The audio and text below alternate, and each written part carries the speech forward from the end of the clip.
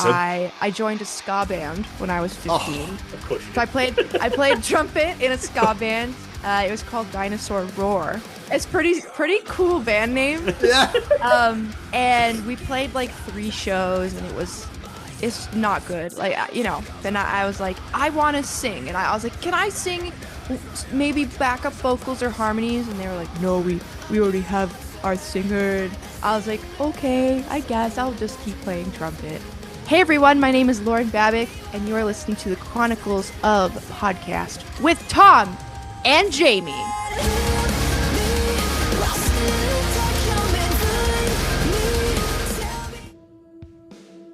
Hello, world. Wednesday 13 here. Hey, this is Tom Stain. Hello, everybody. I'm Ronnie Ledrew. Yes, my friends, my name's John Mahon. What's going on, everybody? It's Tom. And it's Jamie. Welcome to the Chronicles of Podcast.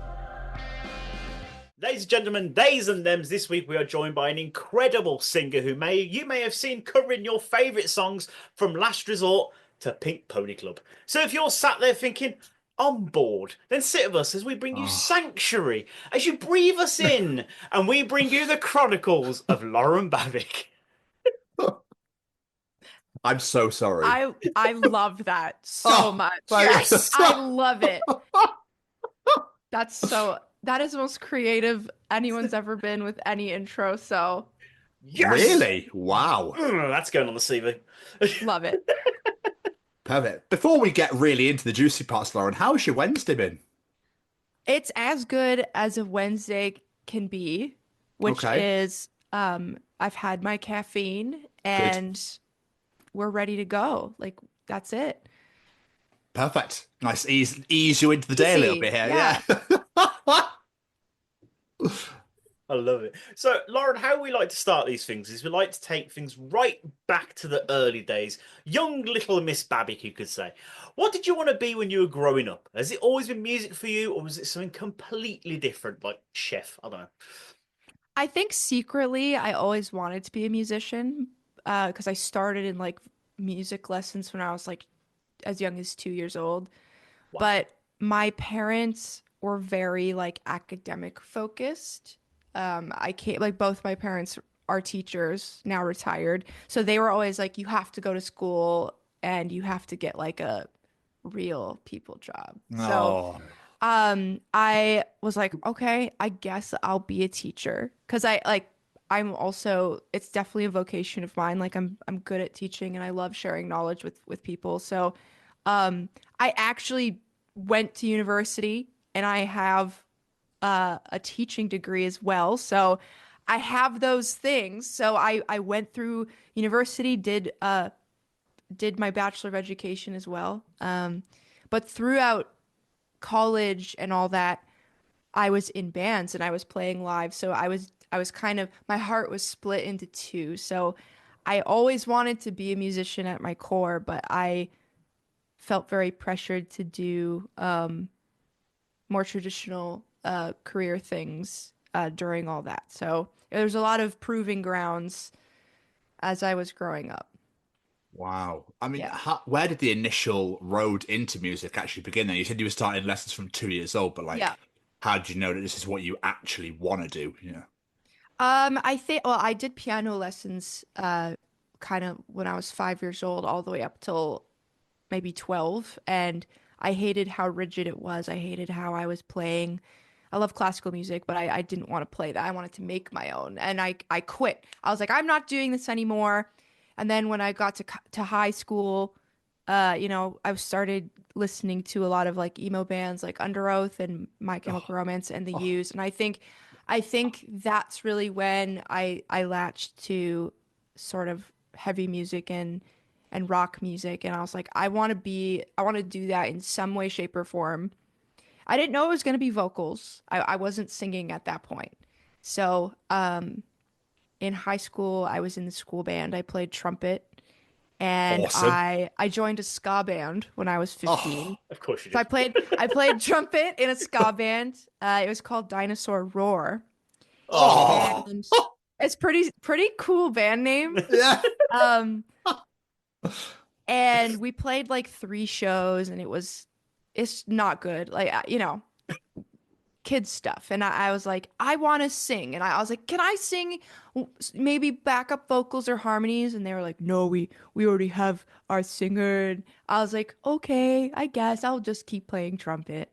So at that point in time, I would like start to sing when I was alone in my room after school, before school, and no one was home. I was very shy to sing in front of anybody. And I was like, okay, I think I can sing a little bit. And it wasn't really until freshman year when MySpace was still a thing at that time, and I was like, I want to join a band. I want to join a heavy band, and I'm gonna sing. I was like, I want to sing. So I saw this advertisement, metal band seeking female vocalist, and there was an open audition, MySpace classified ad. So I went, showed up. There was like 3 people there, and at that audition, it was my first time ever singing or screaming in front of anybody else, and that band was Red Handed Denial. And I am still in Red Handed Denial to this day, and that audition was the very first time I ever did vocals in front of anybody else. Wow. Yeah. That's amazing.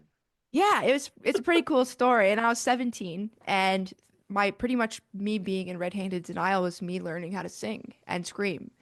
It was like just jumping right in, doing shows, blowing my voice out, recording, blowing my voice out, learning all those things while being in the band. And it's been a freaking journey, a vocal journey. That's all. So were you like, I can sing, I should go do this? Or were you just like, I enjoy this, I'm going to go do it?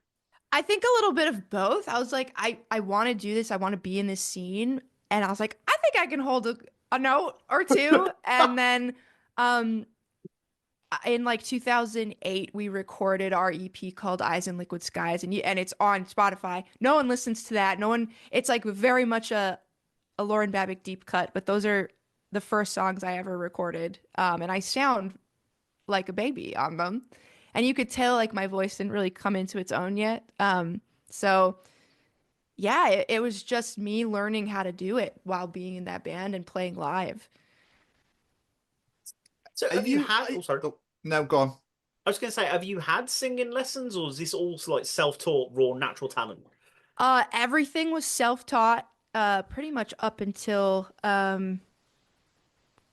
quite recently, like pretty much post-pandemic. Like during the pandemic, I was just a little bit before the pandemic, I was going through a little bit of like, maybe like I feel like every vocalist has a period of time where they're going through a little bit of a bump in the road with their voice. So I was like, what am I doing wrong? And I sought out some vocal coaches, and it was really only during like 2020 and 2021 that I really decided to be like, okay, maybe I should start learning about my voice. And thankfully there was no damage. Like I was doing it pretty well, and I've had many a camera down my throat, and thankfully I was doing something right. But yeah, I've been pretty much self-taught up until the pandemic. That's crazy because your vocals are ridiculous. Thank you. They are actually. It's a wild story. It's a little bit of a wild story. Yeah. Yeah, like that the range, the Chester Bennington video that I've watched recently of the Giving Up Scream is just like, what the fuck? Like it's unbelievable. Yeah. I can't quite describe. I'm not just saying it's because you're here. Well, I am, but I'm not at the same time. But it's insane to me, like how you can just be like, you make it look effortless. I think making it look effortless now is 15 years of me messing up a lot. And I still mess up a lot. Like that, quickly just talking about that cover, I did that cover because I had a microphone in my studio that I had to demo.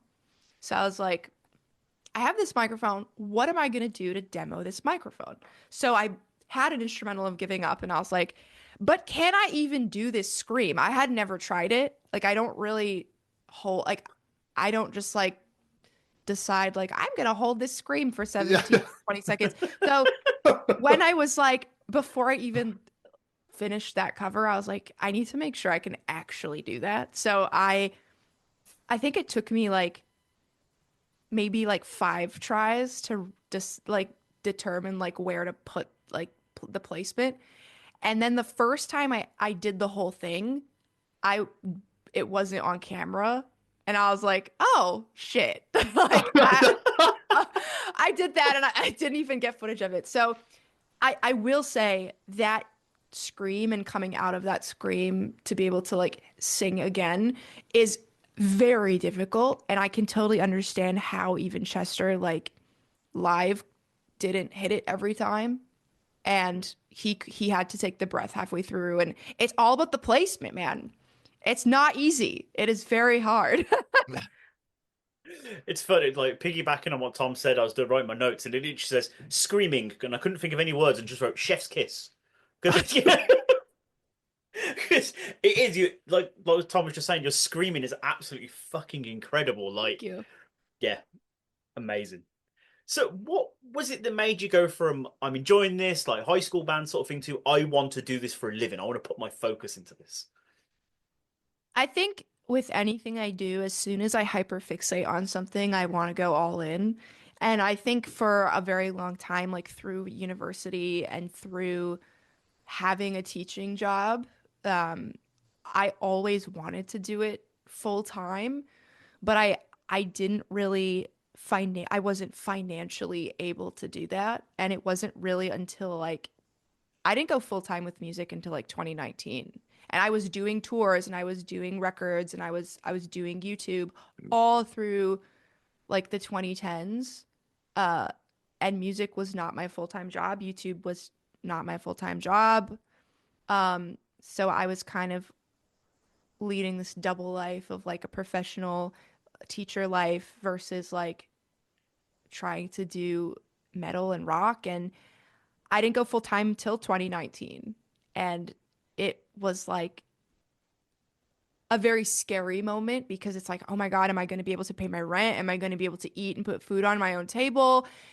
And I think like with the pandemic, despite it like sort of killing the live music industry for like 3 years, it sort of was able to jumpstart my solo career with with my cover of Lovely and Toxic and the few collaborations like on our cover of Chop Suey and like Toxicity. And I think like the pandemic, I got very lucky and very fortunate during that time that I was able to find success in my cover recordings. And ever since then, like I've been able to sort of like snowball from that and keep garnering people and keep making music with the audience that I got from that time.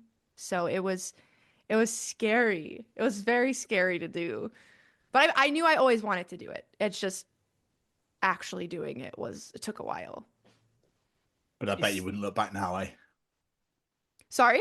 I bet you wouldn't look back now at all. No, I couldn't imagine like doing a get up at 6 in the morning and come home at 5. Like I don't think I could ever do that ever again because I'm so used to being my own boss and now having so many outlets within this crazy life, like also like having a vocal course and doing vocals for video games and like I never thought that like this would become so much more than just like play live, make songs. Like it's been crazy. I would never look back. But it's because like COVID was like a really horrendously horrible time for a lot of people, but it was also kind of a weird moment where people were like, oh, I can relax, I can chill, I can recharge, or for yourself, I can now build my brand.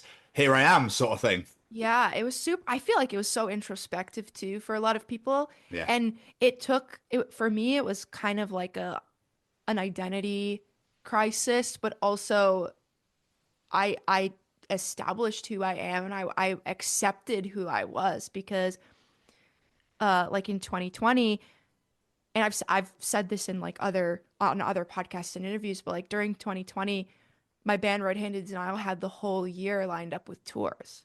And all of a sudden that was done. No. And so it's been this very um I was torn for so long because I wanted the band to have that success that I found during the pandemic. Yeah. And when that was kind of stripped away from the band, there was a while where I was like, oh, but if I do my solo stuff full time, I'm betraying my friends, and I am like my heart is still in that place. And over time I learned like I can do all of it. And there is a place for Red-Handed Denial, and there is a place for Crazy 88 in this like crazy like Lauren Babic universe or whatever. Like there is a place for everything, and that came with a lot of crying, a lot of coming to terms, uh a lot of acceptance. And the boys in Red-Handed are like my best friends, and uh they've been super supportive through all of it. And we've all found our own path. Like Chris is doing full-time producing now, Wow. And Dom and Tyson have really found like their vocation in non-musical things. And it's like life happens. So the pandemic was just so huge for me in a lot of different ways. Did you Bless you, say Lauren. I just I know. Well, It's emotional. It's very emotional. And uh it's still like there's a very special place in my heart for the Red-Handed fans, because they know I've been in this band for like 15 probably 17 years now, and damn. that's how I grew. Like that's how I learned how to sing. So it like Red-Handed will always be my baby kind of Yeah. thing. Yeah. So did you say that you planned to do solo stuff before the pandemic, or it sort of forced your No, hand? No. it forced my hand. And it was because we were all in 2020 for Red-Handed. It was like 2020 in January. We had a West Coast tour. We with a Japanese band that came over. We did like a support tour with them, and we had April all lined up with Hollow Front, which is like a very well known metalcore band in the United States.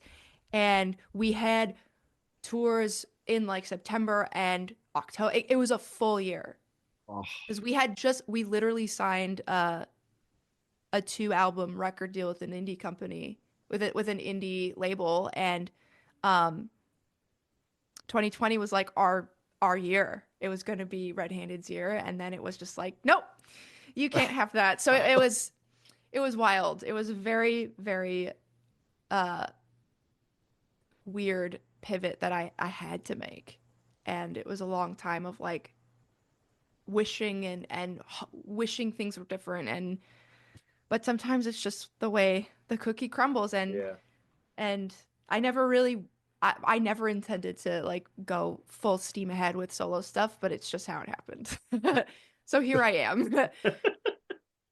But obviously, this year you've done some incredible things, and we're barely into the year. Like you've just appeared on the latest Saliva album, and that Yeah, song that is was wild. phenomenal. Thank you. I did not even know that was going to happen, because I have a really good working relationship with the Howard Benson team and judge and jury. And I had done the Dead Rabbits feature with like Craig Mabbitt, and that was really good. And uh, then they're just like, hey, want to just be on the Saliva album and do like a re-record of High on Me? And I was like, yeah, like why wouldn't I? And I'm not really in the hard rock sphere. Like I'm more in like the metalcore and like pop kind of place. And I was like, hell yeah, let's rip on a hard rock song. Saliva's like a legacy band.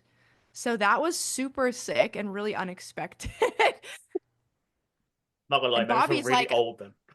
it's fine. I mean, Bobby's an insane vocalist, like crazy. So I was just like, hell yeah, let's do this. It's super cool. It's so good. Like I was listening to it earlier, and I was like, "This is so damn good." It's like, but yeah, you've made me feel really old calling Saliva a legacy band. I remember when the first album came out. Like Click Click Boom is iconic. So like how can we, how could I ever say no to something like that? yeah, exactly. And you also got to play at the Whiskey with Sophie Lloyd as well. Like, what an incredible Yeah. time! And that, yeah, that's a whole other like side of things, being able to tap into like my classic rock vibes. And Sophie is just so wonderful. Like she is just an absolute sweetheart. And um, singing on her album was talk about imposter syndrome, like being on an album with like Matt Heafy and Lizzie Hale, like, and then her asking me to be the main vocalist on her first US show ever. I was like, okay, well, this isn't real. Sure. I'll just sing the songs of like iconic vocalists. No big deal. Like, as I'm, you know, shaking in a corner, just like, oh my God. And her and her team were just like so amazing. And I was just like, hey guys, like, I know I have to sing a Lizzie Hale song, but like, is it okay if I like scream some of it?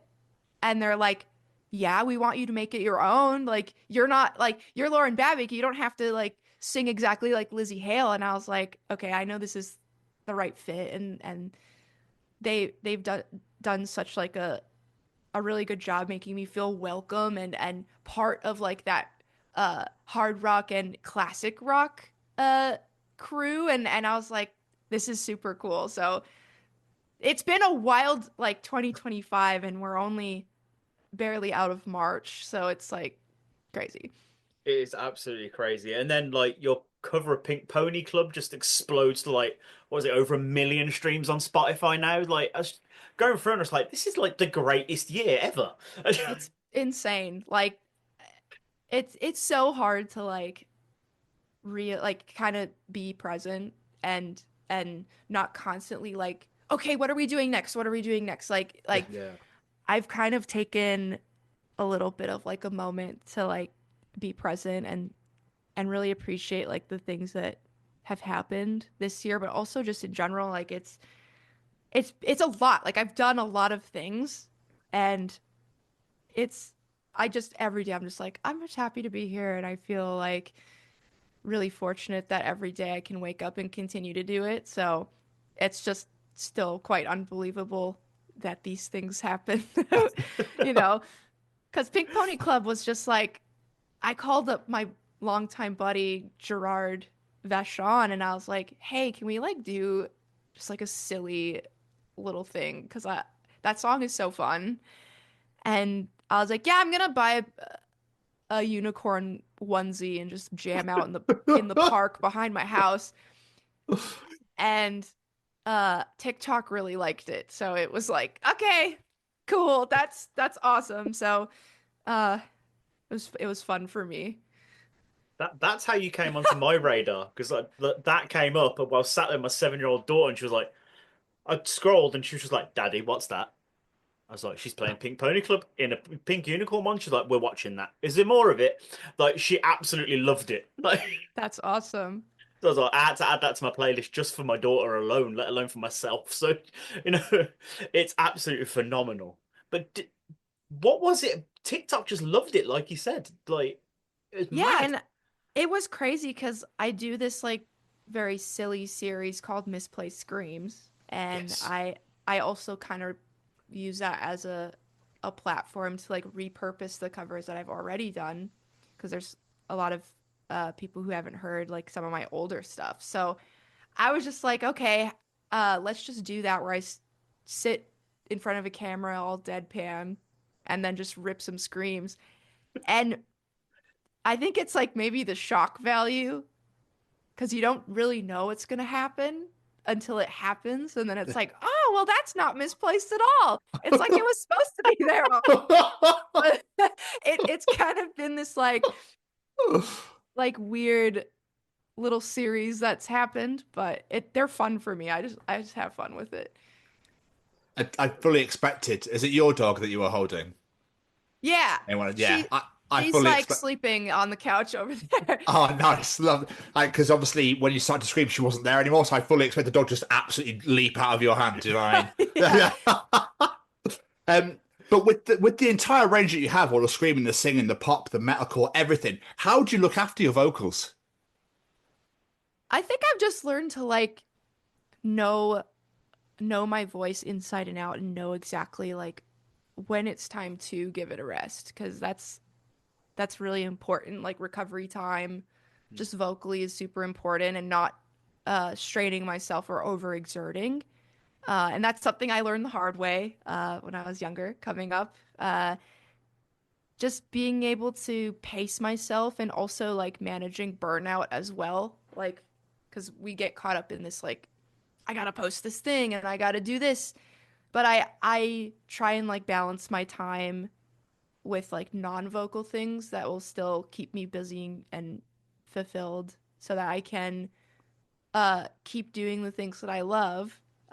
So rest and sleep, super important. Oh, ideal. Especially the latter part. Sleeping sounds wonderful. Yes, sleep is awesome. But when it comes to your songwriting, as far as your lyrics are concerned, where do you get the inspiration for your lyrics? Is it fantasy? Is it real life? Like, where do these ideas come from? I think for so long, like being in Red Handed, like I used to write very conceptually with like a full story in mind, and writing from different perspectives. Like we have like Wanderer and Redeemer, our full concept EP, full concept album of like the story of an anti-hero, like kind of like a Kratos from God of War story arc.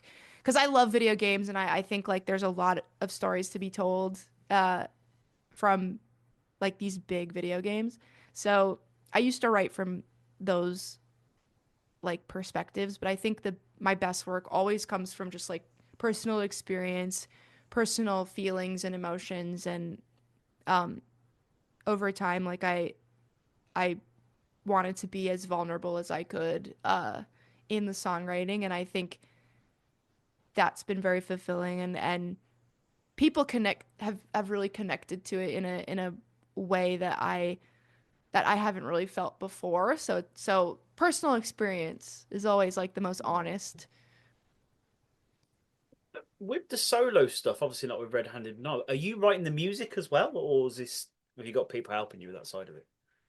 It's I have like my team. So Lee Albrecht, he worked with me on so many covers, and it's usually just like me and Lee, or me and Adam Bentley sitting in a room, and they're amazing guitarists, which I am not. So I sit there with like a guitar, and I play bar chords, and I'm just like, "Hey, this progression is cool. Can you like riffify it, or like make it like not bad?" So I'll like be sitting there, or like I'll have this idea like, "Hey, let's do this like kind of like breakbeat with held out notes," which became Sanctuary's chorus. And I have ideas, I just never can physically execute it, which is why like I'll always need like a sick guitarist to be in the room with me, because I can't play that shit. So I'm just like, but I have the idea. It's like, let's make this sound like, Linkin Park, but like gentified, and like make that into a riff, and then they'll just start noodling, and I'm like, "Ooh, I like that." And then we'll just like keep building on things like that. So I have like these ideas, and then I have a sick guitarist that can actually like put it on record, kind of thing. And just very, very quickly, I just want to jump back. You said you love video games. You mentioned God of War and Kratos, which is one of my favorite games of all Yes, time. the best. It's The absolute it's best. unbelievable. The stories have been insane. All With of it. video games, do you smash it in one go, or do you like to play it in parts so you can like savor it? It's like I'll enjoy that again a bit later. Like I said, I hyperfixate. So if I find a game that I am obsessed with, I just obsess over it. So Smash games it out like in one go. Red Dead Redemption, like I'm Red gonna Redemption. play that. Red Dead Redemption. Different Red game. Dead, Red Dead Redemption, like I'm gonna play that like all the way through and do the thing, and then absolutely play it until I at nauseum, and then Okay. I will probably never pick it up again until like years later. Because if I stop playing a game, I will not pick it back up. Like I have to do it Ah. and just go. And then when you're done, it's like, well, my life's over. Yeah. Like when when like God of War, not Ragnarok, but like the first like new Oh, one. Oh my When god. that was done, I like put the controller down and I was like, well, I don't know what to do with my life anymore. Like it's over. So yeah, like some games are just like that profound for me where I'm just like, okay, it's over. Everything's over now. Yeah, that's it. There's no Yeah. point. Yeah. I tend to play them in blocks. I'm like, no, I've done 2 chapters. I think I'll save that now for later. Then you sit there and go, might as well pick it back up again. It's, yeah. Like Last of Us is another one. Oh, Unbelievable. so good. I haven't played Oh. 2 yet, which I don't think I'm gonna watch the show because that's coming out. I know I'm slacking. I know. Lauren. It's been out for like 5 years. I have it too, and I What? I switched to like PC gaming, so Okay. I have Last of Us for the PlayStation, and I was like, I haven't really picked up a console game in a while, so it's there, it's upstairs. I just got to Yeah. do the thing. Yeah, play it. Don't watch the show yet. Play I it know, first. I won't. Yeah, good. I won't do okay. Wonderful. Anyway, probably get back to the music, I think. We could do a whole other episode on like video games. So Let's do it. I'm down. Sign me up. But your brand new EP came out on Friday. Yes. Too Much and Never Enough. How has it been received? It's been amazing. Like I think just having that come out finally was just I was so nervous all week because I always get so like scared during release weeks because it's like putting your baby out into the world Yeah. and then it's no longer yours. Like it takes on a life of its own. So I was super nervous, but when it came out, like everyone's like, Lauren, this is your best work. And that felt very good because it's kind of what I'm going to be doing moving forward. And it was just kind of affirming like, okay, I'm doing what I should be doing and it's what I want to be doing. So it felt really good to kind of give everyone sort of a sample platter of the things you might see from me moving forward. So it was Sample nice. platter. It's I very- like that. Yeah, it's like a sample platter. What I found great about it, though, is it was like every track is different. Yeah. So Sanctuary was just like, oh, this is beautiful and wonderful. Then as soon as I'm bored kicks, you're like, Yeah. fuck me. Shit. Like, oh my God. Yeah, unbelievable.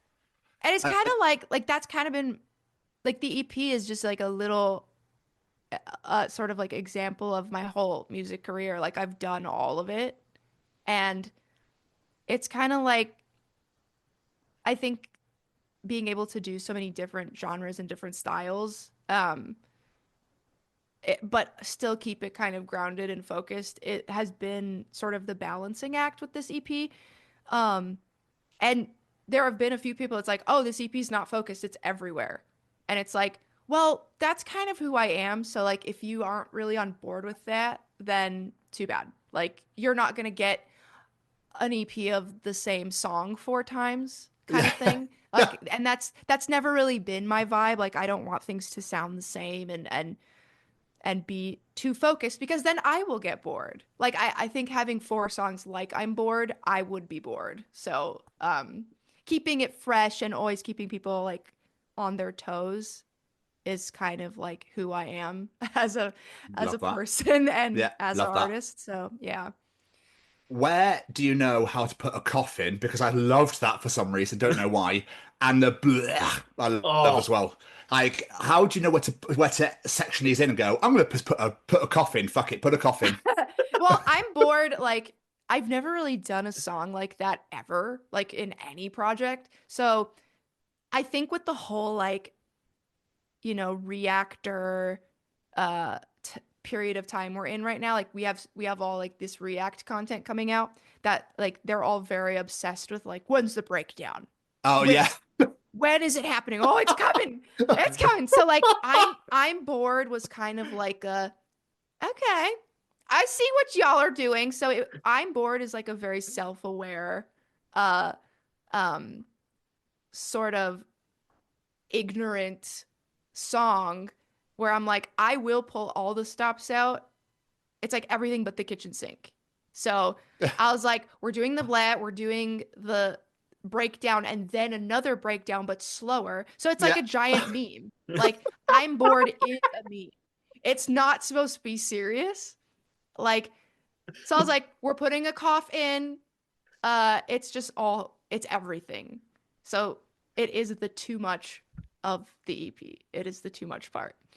So it's very self-aware. So I put the cough in the blend because that was exactly what I intended was like this song has to be just a completely knuckle dragging caveman song, and that's what we tried to do.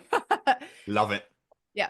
What's funny is you mentioned like the guys who react to this sort of song. There's one of them I follow on TikTok. His name's Orion Reacts, and when I Yeah. heard it, I was like, I bet he fucking loves this song. Exactly. He's such a great, like, he's a good friend of mine. We're both Canadian. He is from the Toronto area.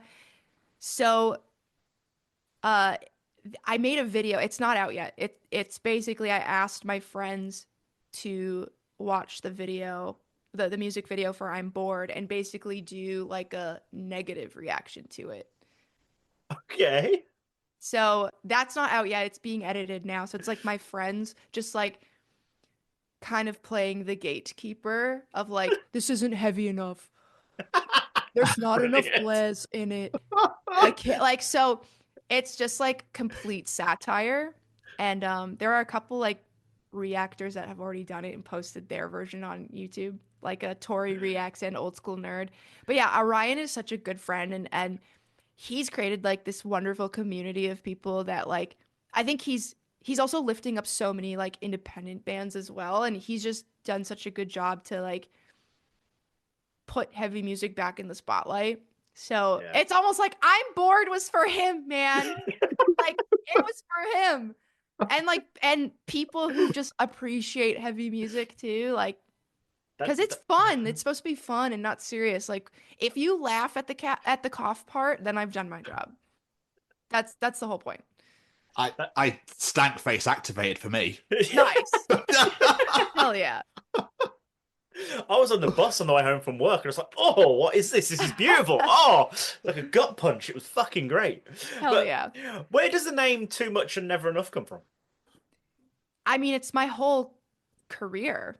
It's like I've been independent my whole career. I mean, Red Handed signed to an indie label, but for all intents and purposes, it's still independent, and everything has always been self-funded, run and gun. I've booked so many tours myself, like just handling all of it and saying no to countless parts of the industry that I think are really predatory and have tried to tell me what to do and who to be. And the amount of times that I've been told, like, Lauren, this is too much. You have to dial it back, or this is not enough. You have to be this. And just being here where I am today as still an independent artist, it's like saying no to like so many things that who knows where I would be now. And I know, but I wouldn't be myself. And it's like I can stand here today knowing I put out this EP with like my full authenticity, and I own my music, and I've created this thing organically without like mass amount of money or like, you know, the corporate people behind it. And it's like I think there's something to be said about being rejected and sort of told these things for a long time. And so it's kind of like a, hey, like here I am, this is who I am, take it or leave it. And Yeah. if it's too much or not enough for you, that's too bad. Like you can like not listen to it if that's the case. So it's like it's kind of like this is me, take it or leave it. Yeah. Incredible. I feel that this day and age now, it's so the music world has completely changed. Social media has a massive influence on that sort of thing. Obviously, back then it used to be you do this, then you go to here, you sign with them, you do this, and then you do this for so many years. Whereas now it's like independent artists like yourself can go, well, fuck that. What I'm going to do is I'll create my own social media. I'll do it myself. Yeah. I don't need your corporate bullshit. I don't need to be told this, that, and the other. I will do it my way. Exactly. That's And beautiful. it's like I I don't think like a label is necessarily off the table. I just think if a label is willing to understand like who an artist is and really truly rally around the artist and lift them up with who they are. I think that there's something to be said about that, and I think things are changing a lot. I think labels are finding the value of artists that have done it for so long and have paved their own path. Um, and it is changing, which is super cool to see. So I think it's more just like that rhetoric that like you don't have to sell your soul to rock Nope. and roll. Yeah. You can find a right team, whether it's in the independent world or even the traditional like industry label world. There is a place that you can be that will allow you to be authentic and truly yourself, but still make a product that is really digestible and really palatable and really professional and polished. There is a place for that, and I think that's kind of my goal is to do that. It's amazing. I love Yeah. the fact that, like you say, because this changes in music, people can go, no, this is me, this is my message, this is Yeah. my music, this is who I am. I'm not changing because a record label wants me to. I'm just gonna do it Yeah. myself. Like that's fucking Exactly. beautiful. Yeah, and I've been told in like many a comments, it's like, Lauren, why aren't you on these festivals? Why aren't you doing this? Why aren't you big? Whatever.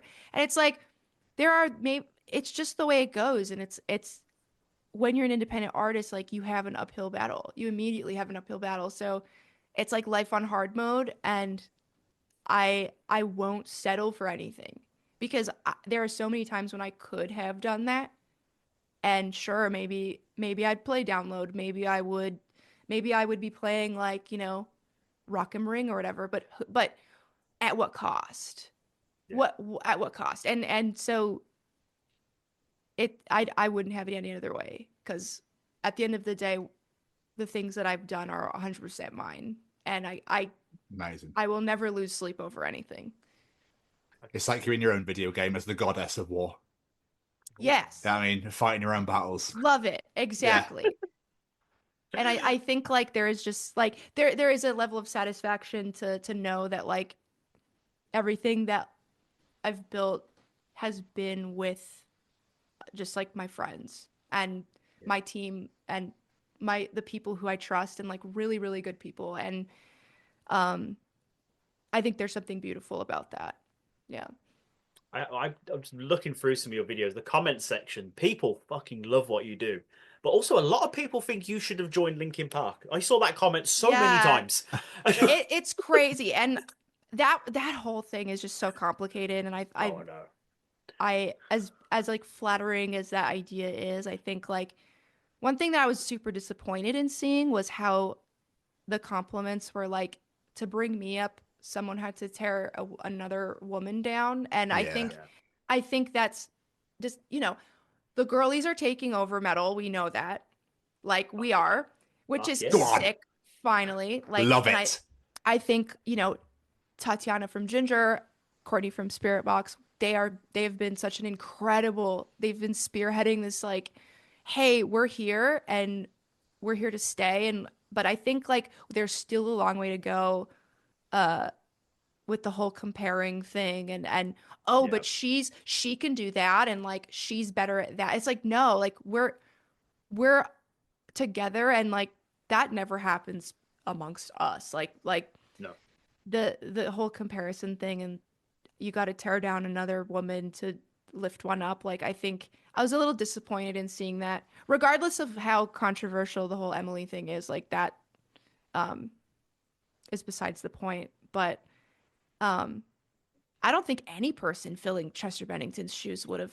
I think the Nah. fans are relentless. Like who they would have hated me too. Yeah.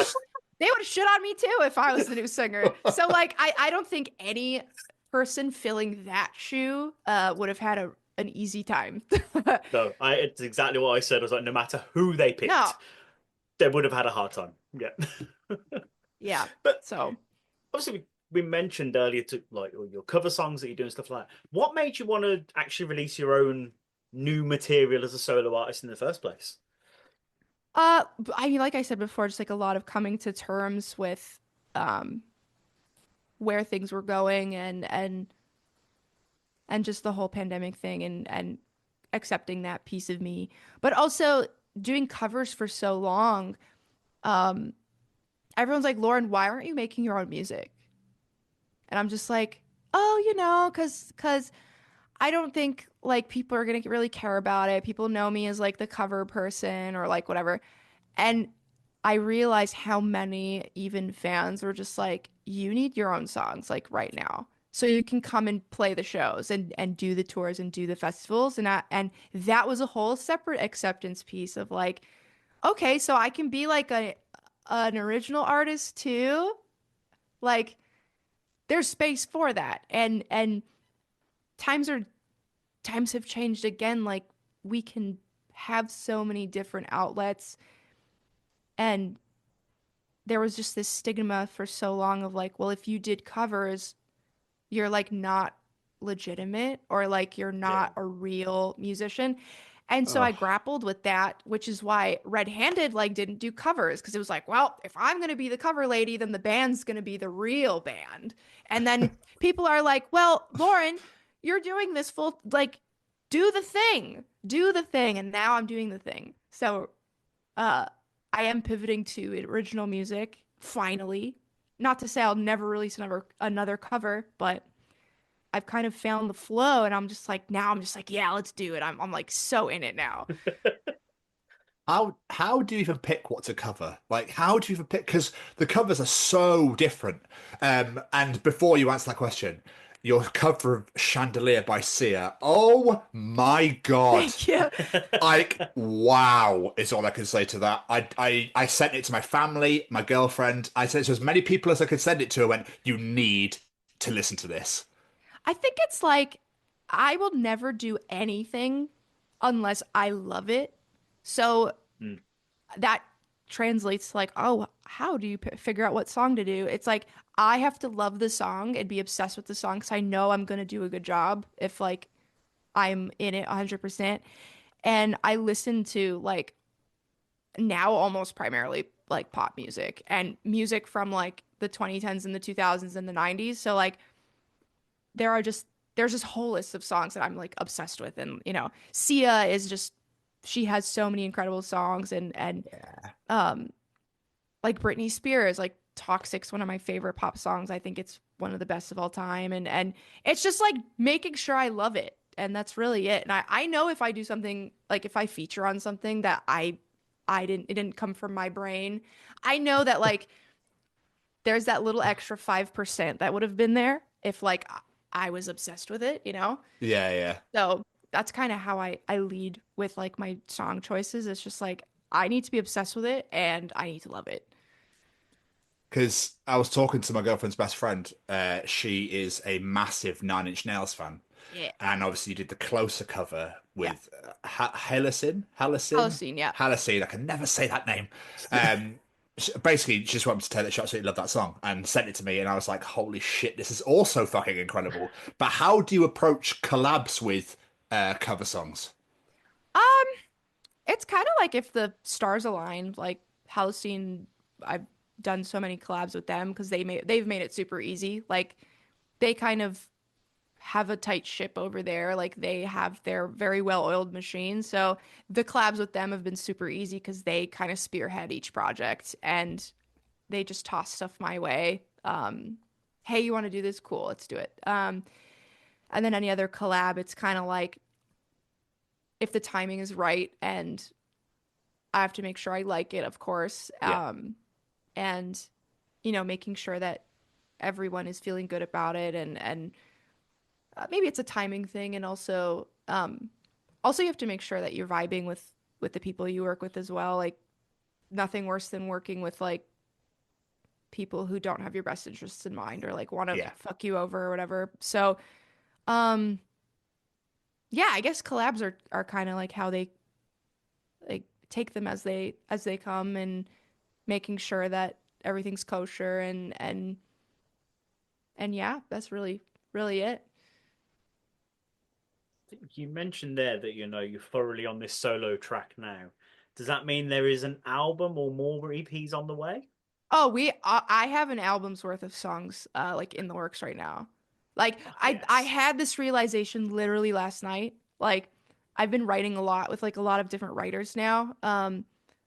Like I had a session with like Skylar Accord from Issues, who randomly like Morgoth was also there, who's he's the guitarist of his new band with Shavo from System of a Down. So like this writing journey that I've been on, just trying to write with different people and as many people as possible. Like I worked with Alex Pearson from Hands Like Houses in Oh, January. Yeah, and a couple days ago I was in a writing session with Keith from Breaking Benjamin. So it's like I'm just trying to write with as many people as possible, and it's been super random. Like I didn't know Keith was gonna be there because I was gonna be in a room with like I did put two and two together. I was like, I'm working with Keith, cool. But then I get there and I was like, oh, this Keith. Okay, fuck. So it was just kind of that. So it's just been this writing journey. And I realized that I have like 15 and more coming viable ideas that I didn't think I was gonna do an album next, but maybe an album's coming next. Um, and like I always put the cart before the horse. Like my EP barely is out, and I'm already planning like 2 releases at a time. This is how my brain works. But like I had a pop EP come out in 2020 that was like not really promoted at all, which was original music, and um, I really want to recreate those songs into metal songs so I can play those live. So I'm gonna cover my own songs. So it's gonna be like a meta, like super meta. So I think that's probably the next thing that's gonna come out is like a double EP of like my old pop EP and then the metal reimagined counterparts to that. So that That's awesome. when I play live, it'll make sense in a set. So I'm working with Adam Bentley on that literally next week. So we're gonna start that. And then there's like 15 other things that will probably eventually become an album. So it's happening. Like we're getting in the rooms, and I think the pop into metal things will probably come out summertime, like as early as summertime. Incredible. isn't like covering yourself, like opening another dimension somewhere else, and it's like breaking time and space. And Yeah, it's like a full circle moment of like, okay, so we're doing originals, but like I'm gonna cover my own originals. Like whoa, like what that's is going crazy. on? So, because I like there was like when that EP came out, Silence is the Only Sound, there was a certain niche, like certain pocket of my fans that really loved that EP, but I don't think um it was quite I think people slept on it. I'm gonna be honest. Like I think it really wasn't showcased very well. Um because I put it out at a time when I was on like this big upwards trajectory, so maybe it was like a little before that time. So I think it'll give it like a nice breath of fresh air and people will be like, "Hey, you did this already." So to kind of give those pop versions a little bit of a bump and allow like a lot of the new fans that have come on board to see that and hear those songs so that they can get really their time with people. It'll feel really nice for me because like I think people slept on them a little bit. You mentioned a minute ago about like creating a set list and stuff like that. I couldn't find any tour dates anywhere, but is there shows planned? Yeah, so there's gonna be probably some trial shows so that I can shake the cobwebs off.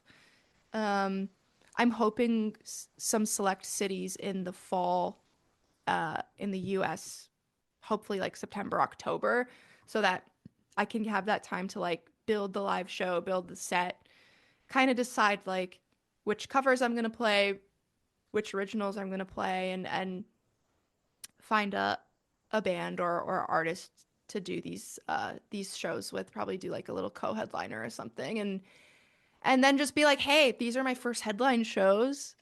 This is super exciting, and then test those waters, make them really punk rock, small cap, super like, let's just rip a gig in a couple cities, and then solidify a booking agent in that time and do the thing, and then go hopefully get some support tours and be able to take this thing across the pond, you know? Yes. Come see 'Cause us.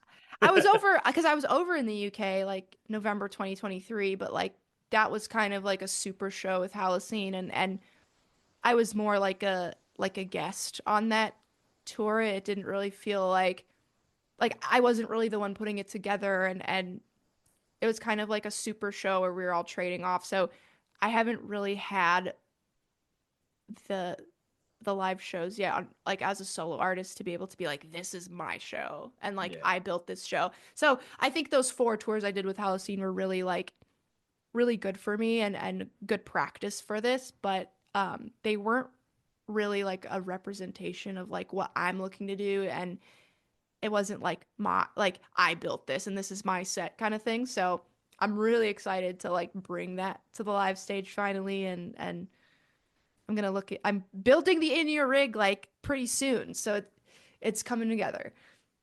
Can't wait. We've spent plenty of time talking about your solo stuff, but you have said Red Hand in Denial are still a thing. What's the future looking like for the band? Is there anything in the plans? Not right now. I think because of just like the nature of what's been happening internally. Like Chris is full time with production now, and Dom and Tyson have kind of found things outside of music that they're doing full time now. We're probably like we are slowing down, and I don't think that's really any secret. I think people have kind of just seen that. So we're kind of just going to make music when we feel like and when the timing is right. I don't think we're going to be like actively doing that moving forward, but if the timing's right and like everyone's like feeling the itch, like we'll definitely do it. But we're in no way like broken up or whatever. Like it's just or like gonna announce some like dramatic like we're going on hiatus or whatever. Like I think it's more, life happens, and maybe the band's not like actively touring anymore, but new music is never off the table kind of thing. Right. So before we do start to wrap this up, we should mention you offer vocal lessons as well. You mentioned earlier you're a teacher. Yeah. What can future budding vocalists expect from a Lauren Babic singing lessons? Yeah, so I used to do like one-on-ones. I used to run them from my Patreon, and I haven't done that in a really long time because things got busy, and I started doing like more recording and all that. So I had the opportunity to make like a full vocal course with Chris Lipe, who's like a really awesome vocal coach. You've probably seen some of his videos like with vocal analysis, and he's had vocal courses with like Spencer Sotelo from Periphery, and he did a one with Will Ramos as well. And he collabed with like the charismatic voice, and the whole like camera down Will's throat thing like that. Like Chris was involved with that. So we built a vocal course centered around like me and my voice. So it was kind of a place to send people so that they could get like just like a set curriculum of my teaching style. And I'm actually getting back into the one-on-one and private lessons very slowly because I want to make sure I'm not beyond my bandwidth. But yeah, it's pretty much very much like a feel, like how do we feel? It's a very like feels approach. I'm never gonna come at you with like a very rigid like warm-up regimen with like scales and stuff. It's very much like listening to your body and like very explorative vocal lesson style. And it's like a mini therapy session too, because like being a vocalist, you have to like talk your feelings out a lot because a lot of it has to do with how things work is how you feel. So it's a very like emotional and feels approach, and it's connected with a lot of people, like the feedback that we've gotten from the chorus. It's interesting. It makes complete Yeah. sense, but I've never heard anyone say that before. Like, Yeah. you have to deal with your emotions in order just to be able to sing. Yeah. Never put it together Yeah. before. If you're anxious, then you're not going to sing. You're not going to sing as well because you're not going to be relaxed. Teaching me things, I like it. Yeah. But what I like to ask, like as we start drawing this thing to a close, is people are listening to this and they're like, I like the cut of this girl's jib. I've never listened to her music before, but I'm gonna go out there, I'm gonna go check out some stuff. What's like, say, three songs from your back catalogue you'd recommend people to check out to get a feel for what you do? Like the starter pack. Yeah. Like the Lauren Babic Yeah. starter pack. The sample mean, platter per se. Honestly, and I hate honestly the EP. Like Yeah. like that is the perfect starter pack. And that was kind of the like intention. But obviously there are no covers on there, so like I would obviously throw in like I think Toxic is a good example because it's like a crash course on like what my voice can do all in one song. And also I mean I would throw in my band like a couple band songs too. Like I think Father Said from Red Handed Denial is just like in my opinion one of my favorite songs I've ever written, and Crazy 88 stuff too. I would also put like Nitroglycerin by Crazy 88. I think that's just like a really good like summary of who I am and what I've done. So the EP and those two songs for my bands I think are a really good place to start. And Toxic is good. Phenomenal. Mr. Stevens, do you have any more questions for our wonderful guest? I do, Lauren. Before we let you go, one last question from myself. When you first started this crazy journey of music, getting into bands, COVID coming and fucking everything up and changing everything for you, your YouTube and your TikTok exploding, did you ever think this is where you'd be today? No. Oh, there's my dog. You can see her. Yeah. No, I never thought. Like I said, like I've gone into this with expectations low, and just like enjoying every moment and just being happy to be here, because it's kept me grounded in a way. And because this can be a very like scary industry, a very scary place, and you can spiral mentally at any time, and just trying to keep my head on my shoulders, and I'm just happy to be here. That's really it. Like that's it. And every single day I always tell myself like tomorrow I could wake up and not have this. So I just have to appreciate every moment, and it's very easy to start comparing yourself to everyone else. Like I should be here and I should be doing that. And it's like Yeah. that's not healthy. It's never anything good comes out of that. So I just appreciate everyone who's ever like given me the time, because time is precious. So I'm just grateful. Absolutely. And I'm so excited to see where you go on your journey next. You know, I'm so excited to see what's next for you, what's going to happen in the future. Bigger and better things, I feel. I can smell it in the air. I hope so. I hope that I'm going to see like how far I could take this, and I feel like this is like just the beginning of what I can do and what I can showcase. So I'm excited. Like Tom said, I can sense big things because the talent is there. The EP is fucking fantastic. Thank you. It really is so good. So I wish you all the best because, yeah, like I said, I'm going to be flying the flag of Lauren Babic for quite a while. I can assure you that one. Let's go. But Lauren, before we let go, plug social medias, websites. Where can people find you out in the world? Just my name, Lauren Babic. Pretty much like Instagram, YouTube, TikTok, Spotify, all the big places that you would normally find anybody. Or email. You can email me as well if you really still do that. And my website, laurenbabic.ca. I do like a little newsletter because I think that's been fun for me. So you could join like my little newsletter. And my vocal course called Release Your Inner Monster. So Good name. yeah, Good name. those places. incredible. This has been so much fun. Thank you so much, Lauren. Really appreciate you taking the time out to talk with us today. Thank you guys. This has been super cool to talk to you. Oh. Thank you so much. Really appreciate that. Lauren, absolute legend. Really appreciate your time. Thank you so much. Have a wonderful rest of your Wednesday.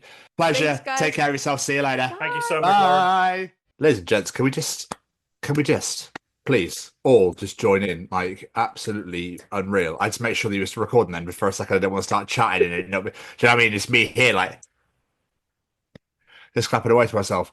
Have you just listened to our Lauren Babic interview? Because if you haven't, you are missing out. Unreal. Absolutely unreal. That woman's voice. There's simply no adjectives in this entire world that can actually fully, truly, and actually describe how unbelievable it is. I can't stop listening to that chandelier cover.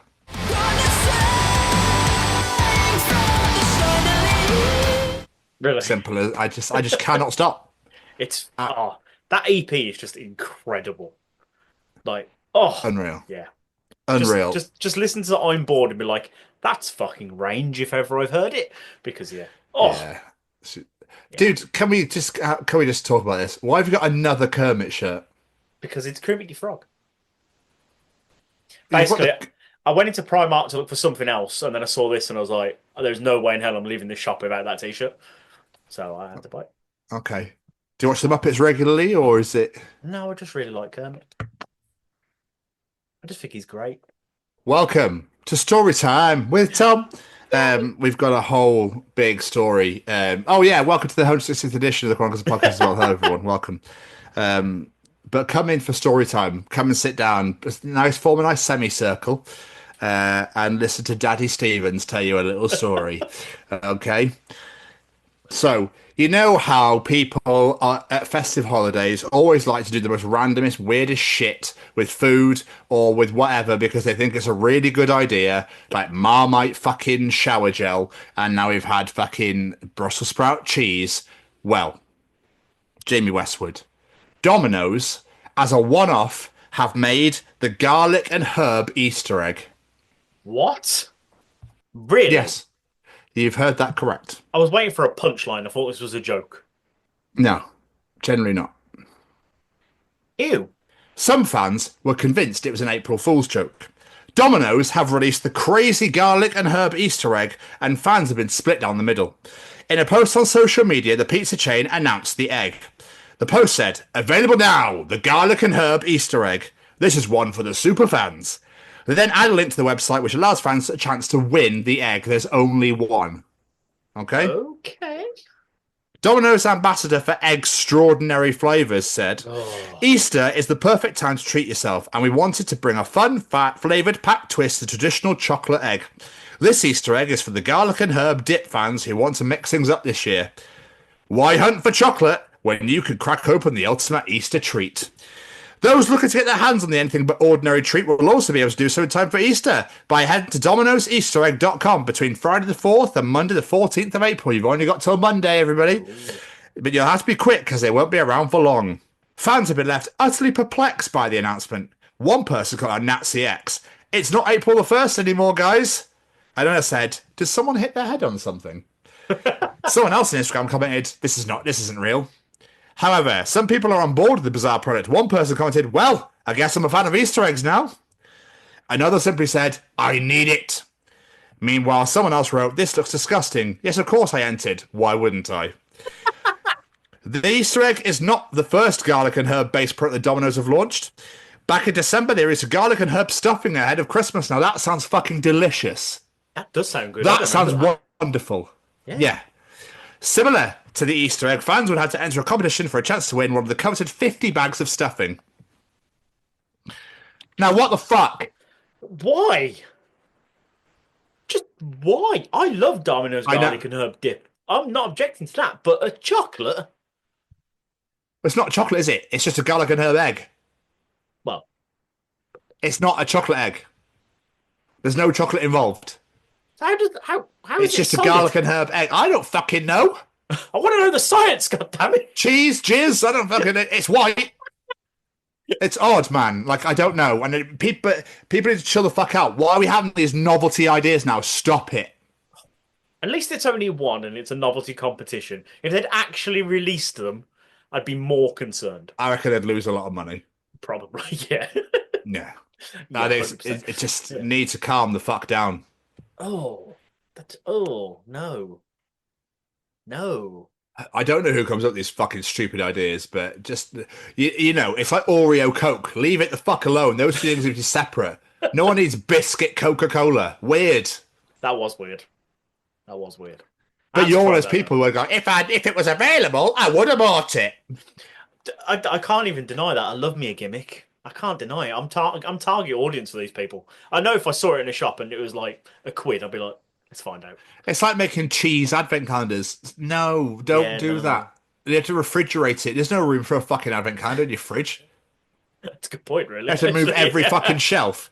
What's in your fridge? Just an advent calendar full of cheese? Where's all your veg and your fruit and stuff? I've got no room.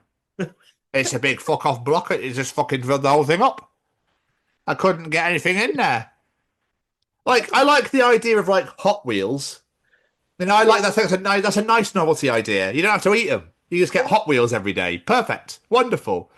Beer advent calendars. I get it. I don't drink, but I get it. You know, a different beer a day, whatever, for the alcoholics out there, and that sort of thing, and that's fine. You know, but don't start fucking with stuff. Oh, we're gonna make Marmite links that you can wear on yourself, but you can also use it to open your doors. What? Exactly. Novelty, isn't it? A bit of novelty. We'll make Marmite flavoured keys. Why? Like, it's just the stupidest thing ever. And there you are. You can wipe your ass with fucking Vaseline. Ooh. We'll use Vaseline to wipe your ass with. It's got like gelatin, sort of like good, like lovey aloe vera shit. And you can just use your hand. You cover your hand in aloe vera. You can wipe your ass with it. Fucking stupid.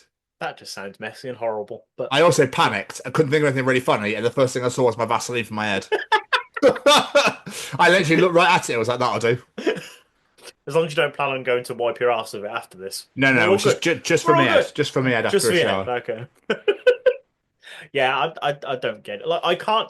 It's one of them ones I don't understand, but I always fall victim to it. So I'm always kind of in the middle because I always fucking fall victim to them because I get horribly intrigued by these things. I can't help it. I know you do. When you and your fucking sprout cheese, eh? Yeah, but that was just Fucking- I just wanted to try that ananyway because I love cheese and I love sprouts. What's not to love? But some things you should just. Why just have them separate on your plate? Well, yeah. To be fair, you could. do Why? both. You know, they probably charged you over the fucking odds. I know. That's the thing with these gimmick things. If they charge too much, I'm like, nah, I'm good. It's only when they're a bargain. Only when they're a bargain. I wouldn't pay Okay. full price. Nah. Okay. Can we please talk about people who keep exotic pets? And can we please talk about why the fuck people want to have a fucking crocodile or a tiger in their garden or conservatory? Like, the animals that will fucking eat human beings. There's a guy, I think it was in America, and he had a crocodile, but his conservatory was just a big fuck off pool. I've never And it's got like, this. this is not fair on the creature, on the animal, for starters, like straight away. But then they take them for fucking walks. Like, what are you doing? Oh, I was a bit bored one day. I thought Terry might like a little walk. Massive fuck off alligator. I thought he could just turn around and nip at my ankles, but he needs some exercise, you know? The conservatory's too fucking small for him. Yeah, because you're supposed to keep him, you fucking maniac. Unbelievable. And they do. It's also You don't really hear many of this happening in the UK. I'm sure there is some. Because You we're probably don't hear- sensible. We're just sensible But- way. We didn't want to keep shit. Oh, have you met my pet panther? This is Pearl. This, yeah. She's already had one in my legs and my head. It's fine. It's fine. I'm still a torso with 2 arms and 1 leg. I'm fine. How you talking? Oh, out my ass. Yeah, out my ass. That's what I talk now. That's where my head is. Because I'm fucking mental for having a fucking pet panther. But just Pearl the Panther. Great name. Yeah, thank you. I like Appreciate that. that. That was a better. That I wasn't even panicking then. I just it just came out my face. You know what I mean? Yeah, I don't get it. Like, why would you look at an animal and think that could kill me? That'd be a perfect pet. Yeah. Like, pets are for cuddling and looking after and having. You know, Oh, do you know what I really fancy? Pet piranhas. But what I'll do, fuck living in my house. I'll make my house a piranha tank. Fuck it, I'll live with them. And I'll get married to a piranha. I just want to be a piranha. That bollocks to it. I don't give a shit. I don't give a shit, Dan. We're having a fucking piranha house. All right, they'll probably make a parody movie out of it or some horror bollocks because they've run out of fucking ideas now. Welcome to Piranha House.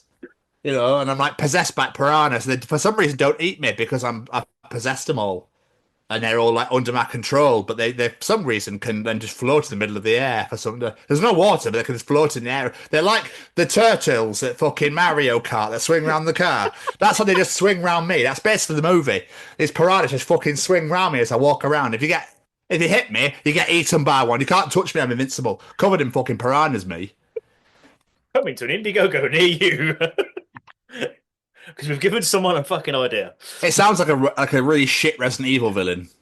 Yeah, it kind of does it. You know, it's like a really huge and you're like sultry, wonderful human being. Like, hello, yes, I'm infected with the BGTCA virus. And basically what happens is when you kill me, I turn into a big fuck off piranha with 15 heads, 14,000 legs, and I eat you at the slightest touch. And all you've got is a fucking petty little pistol. Like, ridiculous. Are you okay? No. It's like, I feel like you have many bees in your bonnet right now. I have. There's no bees in the bonnet. It's just this shit that's full out my face. But literally, I feel like that's the way Hollywood has gone. There'll be some unbelievably sick, incredible indie movies that people have spent their life's work on. But all they're going to sit there and go, no, I want fucking Piranha House 2. The Piranha in. Fuck, there's a sequel already. Yeah, that's what I'm saying. And it's absolute dog shit. Mate, look at Shark fucking Nado. Which one? 1, 2, 3, 4, or 5? Exactly. Exactly. At least Terrifier's got some fucking decent. Yeah, it makes sense. Yeah. Do you know what I mean? But fucking sharks in tornadoes. I mean, are we ill? I watched the first one, but I can't remember if I've seen any of the ones after that. It was fucking stupid. It really was fucking stupid. It's just, you know, we've gone like the 1960s with the Attack of the Killer Tomatoes and all that sort of bollocks. We've gone back to that sort of day and age. You know what I mean? Unbelievable. Sorry, I don't know what happened there. Not me. I kind of just lost my shit. Weird, really weird. I thought you was walking through London and saw someone walking an alligator. You're like, fucking hell. Oh my god, dude, I would fucking be like, no, and cross over 15 roads to get away from it. I've already had a run-in with a wild animal this week, so no alligators. I say a run-in, I didn't really have a run-in, but basically, have you ever seen a badger in real life? No. I now have 3 of them. They're fucking terrifying. They're huge. You have 3 of them? I saw, basically, I was walking home from work Sunday morning, and I look up, I'm just looking at my phone, whatever, I look up, there's a badger hurtling across the road towards me. I was like, fuck, I'm going to die. It stopped in the middle of the road, looked at me, and was like, no, I'm good. I turned around and ran off. I was like, I'm safe. Look up, keep walking. 2 more badgers pelting towards me. Like, these things are fucking huge. I was like, I'm so glad I'm wearing steel toe caps because I got the feeling I might have to kick a badger in a minute. And they literally, 2 of them just ran straight past me, brushed past my leg, and started having a scrap, and then ran into a bush. I was like, what the fuck is going on at 6 o'clock on a Sunday morning? I love the idea. I love the idea that he's ran. You've seen him, he's gone, bollocks, he's seen me. I bet I'll go get Mark and Jim. I'll go get Mark and Jim. He'll be okay. Fucked off. Told his mates, and they've gone, what we'll do is we'll hopefully he won't see us and we'll fucking go for his ankles is what we'll do. But if he sees us, we'll pretend we're fighting and fuck off. That's what it felt like. Because he disappeared, then the other 2 ran towards me. I was like, it just fucking told him about me, innit? Bastards. Helicopter flying over. The badger like, Ranger 1-5, get him. The eagle has landed. It's 0800 hours. If we could just nip at his ankles and give him rabies, that'd be wonderful. Mission accomplished, over. As I was running past me, I was like frozen on the spot. I was like, what the fuck do I do if this thing tries to attack me? I've never seen a badger in real life before. I'm genuinely panicking. Bless you, for starters. But I love this. America walking crocodiles and tigers and fuck knows what else. In the UK, a squirrel ran at me and I fucking pooed myself. I didn't know what to do. It were fucking, you should have seen gnashes on it. Tiny little thing, but you should have seen fucking gnashes on it. I mean, to be fair, if a squirrel did run at me, I might be a little bit scared. I love squirrels. They're fucking lush. I wish I'd have pets of them. Pets and pets of squirrels. Back in 2018, I was in Bath and I had a tucker bar. Tracker bar. Do you remember tracker bars? Yeah. And I was just feeding the nuts off of it. And it's just like, here you go, and it was like it would like go on its little legs and put its little hands up and be like, Okay, that's really cute. oh, they were lush. They were so lush. My nan had a squirrel, not pet squirrel, but where she was, where she used to live, there was like a bunch of family squirrels right by, and one of them used to come up every day, and she'd give it food every single day. It was like a Oh, I love it. little mate that used to come across. What's it Kelly's called? got a pet fox. Billy. You can have pet foxes. She's got a fox that has babies, Hmm. and like she gives it gives her shitloads of like food, like wasted food and dog stuff, and just like eats a lot, takes it all back for her little cubs, and comes back and eats herself. It's lush. That's so cute. Sends me so many videos. It's so lush, bless her. See, cute wildlife. That would have been so scary. Badgers, terrifying. Huge asses. Anyway. That's what you took away from that, is it? Hair shape. I was like, what the fuck's happening? Fucking, oh my god, it's going to absolutely kill me, but fucking check out ass on that, Jesus. It's got a lot of junk on that trunk. I want my little bit of badger ass, I say that right now. Fucking pear-shaped and all, perfect to insertion. Very sharp teeth.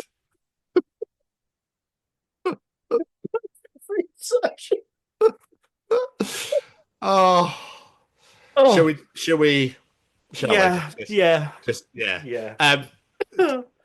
Let's do single of the week, shall we? Everyone loves a bit go of on single of the week. Yeah, go on, Jamie. Jump in for single of the week, mate. Is it me first this week? Is it okay? Fuck it. Right, my single of the week this week. Well, it's a band I'm still on the fence on. Basically, my single of the week is Caramel, the new single by Sleep Token.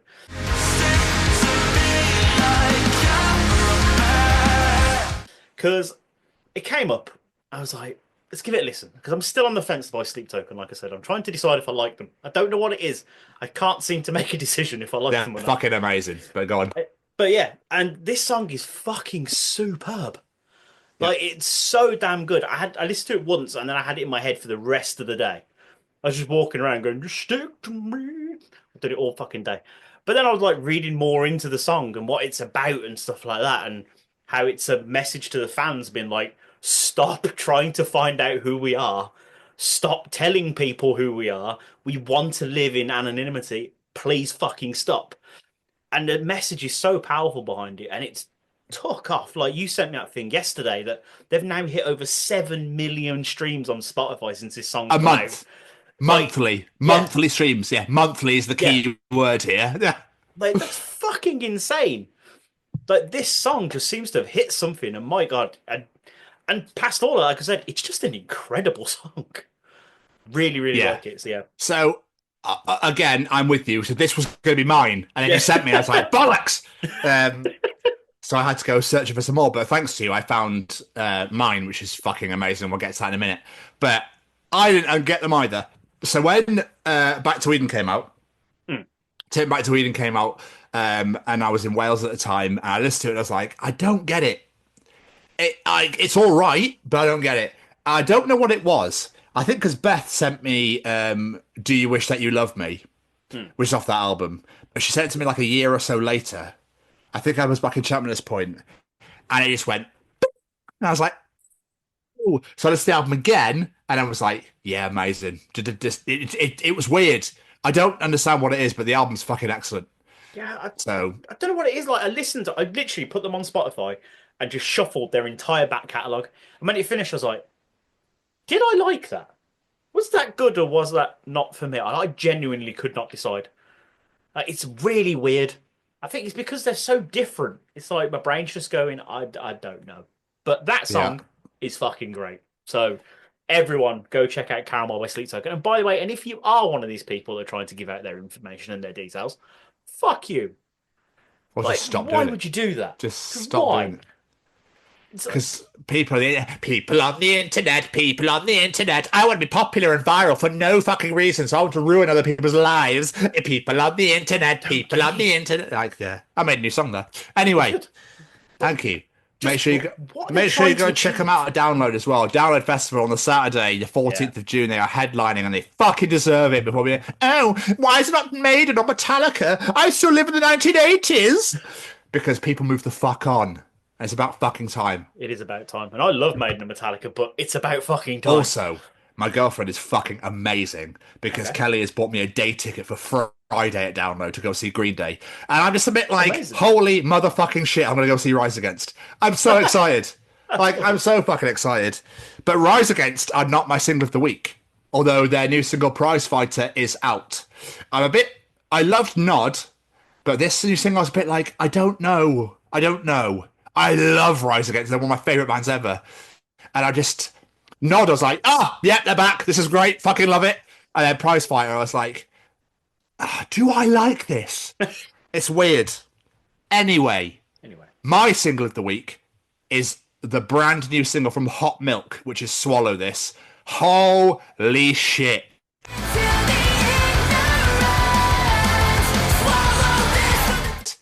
Now, I really like Hot Milk. I listened to the latest album, and there's a couple. I was like, yeah, it's cool.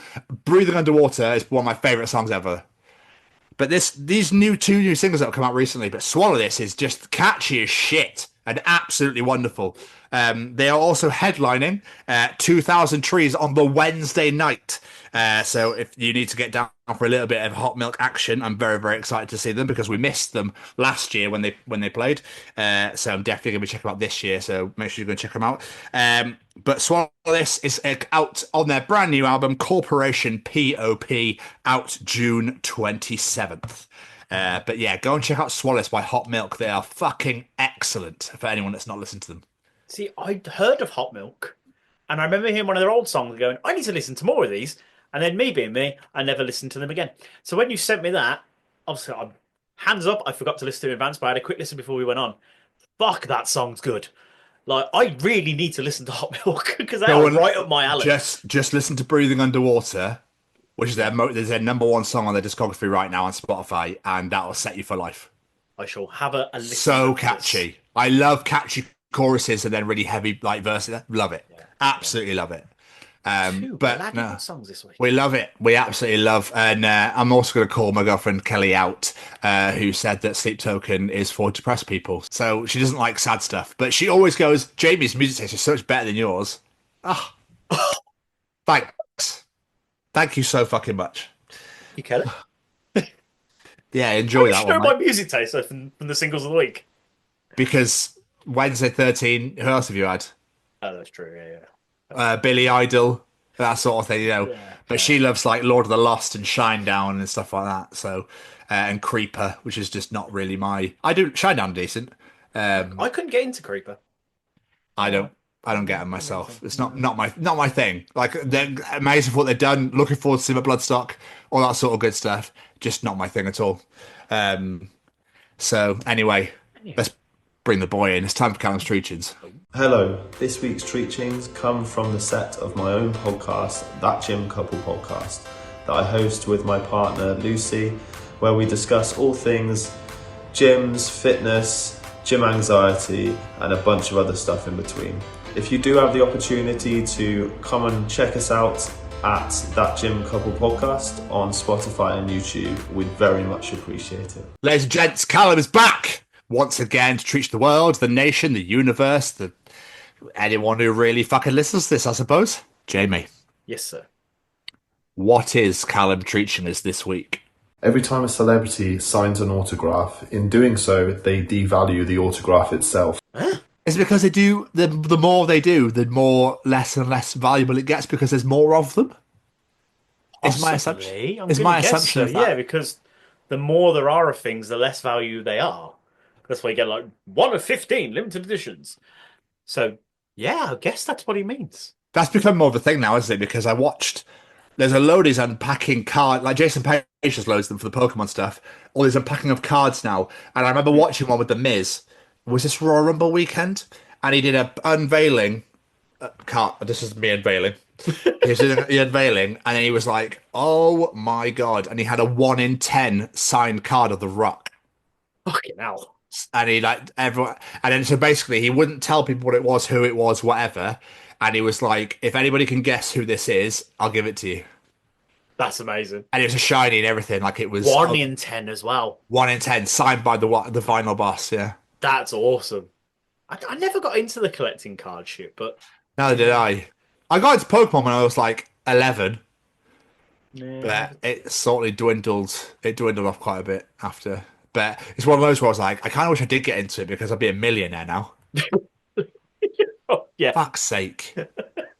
but no, he's absolutely right because, like you say, if something's like one of a kind, like oh my god, this is signed, but if someone sat there just going to signing 150 of these things, Well, again, something back cool to to wrestling. have. John Yeah. Cena doing his pictures and he stares at the camera without even looking. Yeah, exactly. It's not really worth as much now because there's 150 of them, like you say. Yeah, it's just it's crazy, man. It's fucking crazy. Like where we went with Ron Wasserman and he talked about how he'd only signed one of his records and it was for his son. Yeah.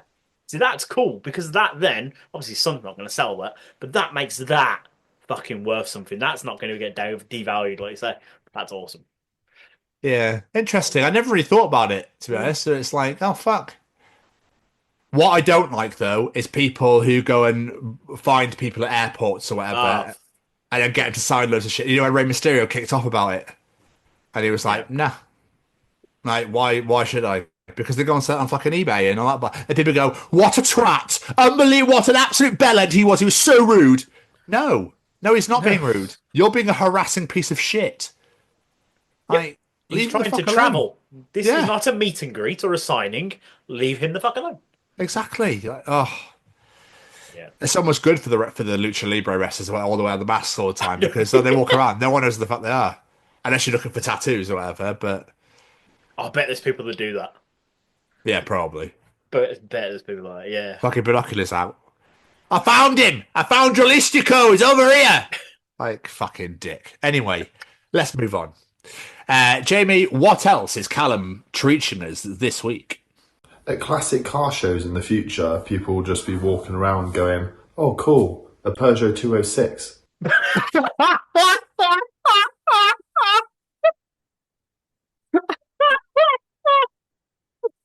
Oh, that's amazing. Oh, that's fucking so excellent. true. Yeah. Oh, bloody hell, Ford Mondeo. I haven't seen one of them for years. Oh, fuck me, I love me a Ford Fiesta. I don't know what they're Fords, but... Oh, Renault Clio. Peugeot 206. Oh, so good. Dude. But like, you wouldn't have classic cars for us because they're not classics. They're just shit. They are shit, aren't they? Yeah. There's no like design to them or like real idea behind it. It's just a car. Yeah, there's nothing really unique anymore. Is it because do we not get it because we don't appreciate the work that goes into them and how they look at design and how they build? Like train spotters, I don't get it. What are you looking for? Like, do you know what I mean? Oh my, everyone loves what's his face, Francois Bourgeois, whatever his name is. Yes. Like because he's like obsessed with trains, but it's like they all look the same. I don't understand. No, I don't get it. Like I know for a fact when my dad was younger, him and my granddad used to go train spotting, and I was like, "But what are you looking for? I don't get it." I think it's because we don't do it, appreciate it. Or so we don't know what we're looking for. So we just go, it's just a fucking train. Yeah, pretty much. I just want to get back home. I don't really give a fuck when it's while I'm on. My train spotting is it's fucking 2 minutes late. Where is it? Yeah. That's yeah. I can't spot any fucking trains. It ain't here. I'm trying to get back to Falkirk. I don't know. Really weirdly today, I was sorry to just completely cut you off. I was doing any time a Scottish person comes into my shop, for some reason, as soon as they speak, it just comes out of my face. So I had a guy who was like, "Hello, mate. I just need to pick up the contact lenses, if that's okay with you. I need to book in for an appointment as well." I was like, "All right." I was like, "Yeah, of course it is, mate. What time would you like to come in?" And I was like, "Hang on a minute. I don't talk like that normally." It's so weird. He's gonna come back in, hear you talking to someone else, like that motherfucker was mocking me. Yeah. Absolute bastard, you prick. Fucking mate, come here, you little shite. Fucking no iron brew for you. But you're gonna have a fucking Glasgow kiss. Oh my god. Talking of iron brew. Sorry, Callum. Talking of iron brew. Do you remember when I brought Story Time with Tom, we talked about Links Africa being deleted? Yes. On April Fool's Day, Iron Brew copied their advert for Iron Brew, but didn't say anything. I just had it with wings on it, and I was just like, You know when you go, you are fucking It's April Fool's Day, isn't it? Fuck's sake. My heart went. Could you imagine the whole of Scotland just like had heart palpitations? Every single person next to you, like, they're gonna cancel Embry. Hang on a minute. Absolute I bastards. can imagine being riots in the street because no one bothered to read it. We'd be fucking going in hell for. I reckon we'd be going out panic buying Iron Brew. We'd be keeping it stocked up in our houses and selling it off for fucking £1,000. Just to buy all our drugs. So that's what would be happening. To be like, no, mate, I can't fucking give you this Iron Brew, Paul. It's fucking delicious. I need to keep it from this. I fucking love it. I don't know what it is. Even I, as a Scotsman, don't know what the fuck Iron Brew is, but my God, it's like the nectar of the gods. It is good shit, to be fair. No idea what it tastes like, but it's great. Yeah. I don't know how we do it, to be honest with you, sometimes. But there we are. What was the treat again? Oh, yeah, classic car shows. Yeah. Because I was going to say, like we were saying before, that modern cars, there's nothing unique about them, which makes me worry in the future. Are people going to look at that Tesla fucking Cybertruck shit and think it's beautiful? The Nazi truck. Yeah, that's the one. If they do, there's some serious worries because that thing is vile to look at. I don't even want to get into it. I don't want to get into it. I'm literally talking about the design of the car, nothing else. Yeah, good. We don't need them. I don't even know what you're talking about, to be honest, mate. It's irrelevant and no one cares. So anyway, what is Callum teaching us this week? Many places and objects that were cursed in history might have just been radioactive.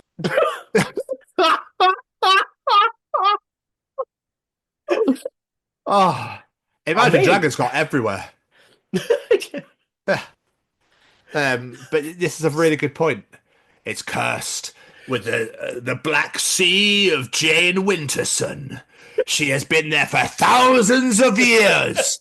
Don't mind the nuclear power plant that melted down next to it about 15,000 years ago. Jane Winterson was here, and she is the one that put a curse on this treasure and put all these random arrow traps and spikes and fucking walls as well. Ignore all the green clouds everywhere and all the dead people around with radioactive poisoning. No, it was definitely the curse of Jane Winterson.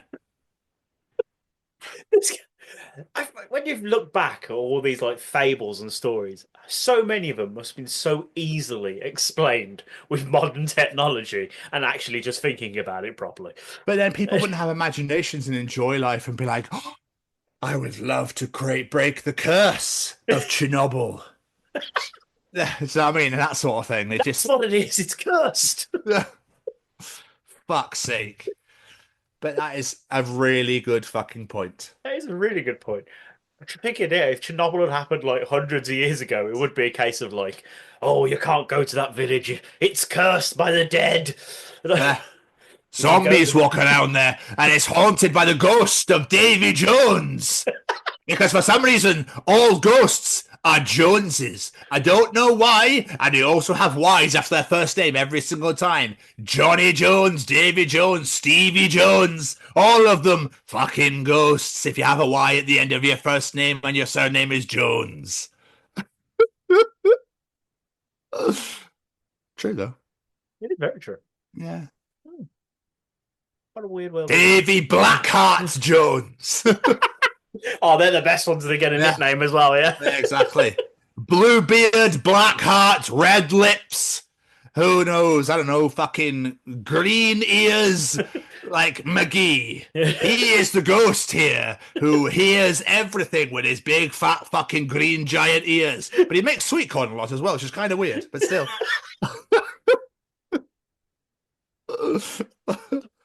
Ho, ho, ho, Chernobyl. So Forgot about the Jolly Green Giant. No, we're not taking the piss out of what happened at Chernobyl at all. No. We're not. This is nothing to do. We're not taking the mick out of it. We're merely just messing around and having some fun. This is not in any way, shape, or form us having a go at what happened or having a go at any of the people that live there or what happened to the people that lived there. It's us just merely having some fun. We're just making it known so the curse doesn't come after us. Exactly. No offense. Nothing. All good. We're all happy here. We're just having some banter, some fun. Callum, mate. Fucking super. stellar this week. Absolutely fucking stellar. Absolutely. He said last week's were great. This week's even better. Yeah. Unbelievable. Jamie, how are you? I am very, very, very tired. But other than that, I'm good. I think I've gone past being tired to overtired, where I'm just quite happy and jolly. I've been awake since 2 o'clock yesterday afternoon, so yay! Whoa, what? It's my own fault. It's fine. Why did you not sleep today? I'd sort of dropped the kid off at school, and then I had to I needed to go down to the shop because we needed something quite desperately. And then I came back and started pottering around doing bits. And then by the time I looked at the time, I was like, if I go to bed now, I'm literally going to get an hour and a half, and I'll feel worse for it. So fuck it, I'll stay up. I'm fully waiting now for. Yeah, so anyway, me and Becky are just gone. Like you always do. As soon as this episode is, as soon as this edition is recorded, I'm literally going to put my laptop down and guaranteed. Yeah, But, I thought, yeah, be gone, be fucking dead to the world. Bless you, my friend. Fuck doing nights though. I don't know how you do it. Like I said, I don't mind nights. I like working nights. I just wish they were consistent. That's my only thing. Yeah, I know. Yeah. I know. Yeah, other than tired, I'm good. What about you? Yeah, I'm all right, mate. I'm all right. We're having a lot of issues with the house. Yeah. Pretty sure it's all illegal living here. So I'll be reporting a lot of stuff soon. So we're probably gonna have to leave here soon, which is brilliant. After actually really liking it here, yeah, but I'm okay. I'm just fucked, man. I'm just knackered. Like work kills me, traveling kills me. I'm not. It's weird. I keep thinking I'm like 25 and I'm 38 in June. And I'm just like I can't. My body just doesn't want to do it anymore. But I don't know if it's because someone made a really good point and they said because London's so busy, it makes you feel busier Yeah. because there's always people around. There's always something going on. So it like wipes because when I'm oh my god walking through the streets, fuck me, I absolutely hate the people that are just there like fucking texting away like this, and then they're just like dawdling in this, but you can't get past because the people come the other way. You're like, oh my, I just want to push in the road. I'm just gonna push in the road, basically. That would drive me mad. Or running for a train and going down the stairs, just like, but like one step, texty, two step, and you're like, the train's right fucking there, like move. You think it's the busiest like fucking city? You think everyone be on the move, not dawdling. Mate, the amount of people that get on the tube and the amount of people that just sat there. That's it. It's just like, wow. It's crazy. I'm tapping on the poles, like singing to myself, like having a good time. So, yeah. And then I'm just looking at everybody else like, fucking hell. Yeah. Crazy. Absolutely crazy. No one. But I'm good, needs to my be friend. that Thank you. talking No. that much. No, exactly. What's been going with you, my friend? I'll be honest, it's been a bit quiet because I've mostly been Rihannaing since we last recorded. I've done a couple of bits though. I've continued my rewatching of WrestleMania. I'm now about halfway through WrestleMania 14, which is a good one from so far. I can't remember it very well apart from a couple of matches, so it's good to revisit that one. Friday night, I went out with Claire and her friend Sophie. We went to get some food at a Greek place called Santorini's. It's one of those places you look and it's like, all this food looks amazing. I'll have what I have every time I come here. Thank you very much. But fucking love gyros. Oh, I think that's how you pronounce it. I've no idea. It's nice anyway. We then went to Crazy Golf, which was great fun. Claire tripped over a penis, which I really wish I had footage of, just so I could bribe her with it. And I came in last, annoyingly, but there we are. I was doing really well, and then towards the last two holes, it all went to shit. Just was not cooperating for me. Should have pissed out Claire on over a penis, eh? I know, yeah, it's my fault. But you know, like everyone behind you is like, "Come on, we're all waiting for our turn." I was like, that's probably why you're probably panicking. Yeah. But yeah, I was doing all right till the end, and then we just went and had a couple of drinks and ended the night. Yeah, really good fun. Really needed to get out for a bit. And then I went to go see the kids the following day. I took Lena and Samantha to the park, just hung out. A nice quiet one. And then we're here because, like I said, I've been Rihannaing and sleeping. So. Damn. Although actually today I did have Olivia's Easter assembly at the church, which are always interesting. Singing Jesus bangers and stuff like that. Like, he's got the whole world in his hands. I can't believe they still sing that. That's the Bray Wyatt song, isn't it? Yes. So that's how we know it. But yeah. Just when they start talking about shit, and I'm just like, oh, please stop. I'm going to start quoting Monty Python in a minute. That's pretty much me. What about you, my friend? What have you been up to? But obviously, a lot of re-entering, a lot of housing issues that I'm trying to work on. Like as I said, um, I went to Hailing Island on Sunday with Kelly, where we went for our first date. We went back again. There was no hurricane this time, which is great. So that was kind of nice. It was absolutely blistering hot. I burnt the back of my hands because the rest of me was covered. I'm allergic to the sun and ice, so I can't fucking have anything out. So my hands were out, obviously, because I don't know to wear gloves in fucking 25 degrees, or whatever the fuck it was. Do you know what I mean? So I burnt the back of my hands. Kelly burnt like the very top of her head, and then like her forearms, and that was it. But we took Riggs walking because he's getting on, bless him, and she doesn't think he's long left for this world. So we took him out, and he had the best day ever. Although we had the tennis ball, and when he was playing with the ball, and he was like digging at it, but then when it stopped, he'd just sit there, look at it, and bark, and he'd look at it and bark again, and you're like, huh? So I throw it, and he'd be like, why have you thrown it over there? Like, fuck me, now go and get it, you prick. What have you done that for? So he'd get up, he'd just trot, and he'd stop it and be like, I can't be asked. Bless him. So, I was having a conversation with this ball. You threw it, you fucking get it. Yeah, exactly. Yeah. And then we were playing by the sea. We had the most unbelievable milkshakes. I think I had Biscoff and she had Oreo. Oh, dude. So worth it. Delicious. We took a shit load of photos, took a shit load of snacks. We just sat on the beach for a bit. We went walking. It was just lush, man. Such a lush day. Lush day out. We also went out on a Saturday night for her friend's birthday. We went to Wildwood restaurant, and I had this burger that was like it was bigger than my head, and that was really, really nice for her friend Annie's birthday. So yeah, that was lovely. So we did that. I watched the Manchester Derby but fell asleep. Football for anyone that's not. The game was so fucking boring. I was just like, go on. What else have I done? That's probably about it, to be honest with you. I'm about to watch Dynasty. Okay. So I'm very excited for a bit of Dynasty. It's taken me, I don't know why, it's taken me like 4 years to get through the collision before. I don't know why. Was it an extra long one, or? No, it's still 2 hours, but sometimes I find, I don't know, I struggle. I just go, I'm going to read a book. I read a book randomly. I started reading my Jack Reacher, the first one, again, just like reading it. I thought I'd do that for a little bit. But I'm home alone at the moment, so it's been quite weird. Sophie's not here. She's gone home for Easter. So, yeah, I mean, other than that, man, just doing this. Looking forward to getting some more interviews booked in. Lauren is a fucking legend. She's so lovely, and I hope you all enjoyed the interview. And that's really pretty much about it.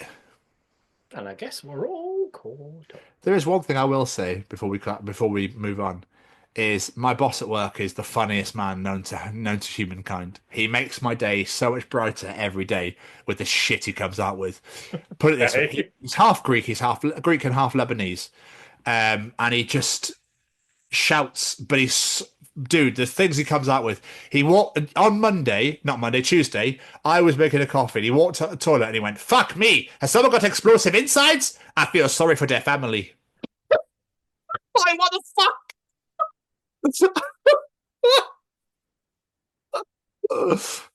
Oh, like he is just comedy gold. Wherever you people actually follow him sometimes just to listen to him talk because the shit he comes out with.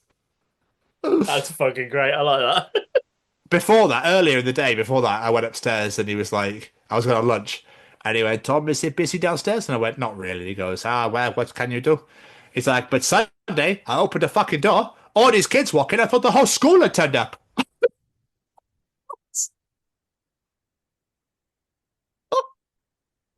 So I give my mum daily updates because she wants updates every time. And if he gets pissed off, he just sits and he goes, "Upsetting." Okay, I like this guy. Upsetting. Oh, so good. So fucking good. He's so fucking funny. It's so good that you get that quirky colleague who's just real fun. And he's the fucking store manager, so he makes it even better. Makes it even fucking better. Better than working with a prick. Exactly, which I have one of them as well. Anyway, moving on. You did say we're all caught up. Sorry. It's time for Tom's journal.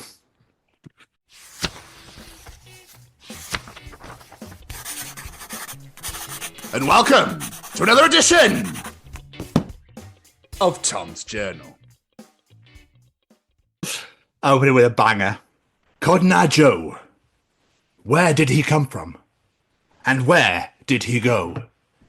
If you have any information, please contact producers. Unsolved Mysteries.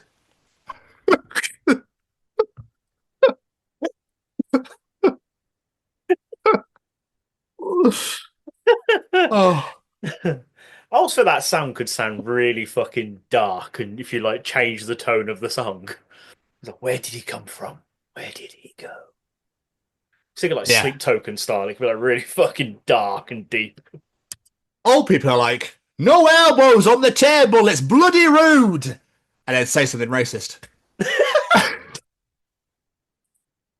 It's funny because it's true. It's so true. I've always said old people, the only people that moan at you for being rude and are the rudest fucking people on the planet. I always got bollocked for wearing a hat at the table. Always. It's such a weird one. Things I get upset about. You can buy Oreo cream filling by itself in a container, but it doesn't just taste as good. You must work for the cream. The T-Rex doesn't want to be fed, it wants to hunt.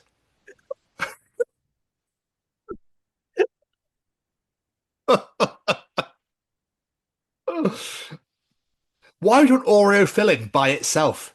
Yeah, that is a bit It's of a weird weird, isn't it? Yeah, it's so odd. Oh, we'll give him Or.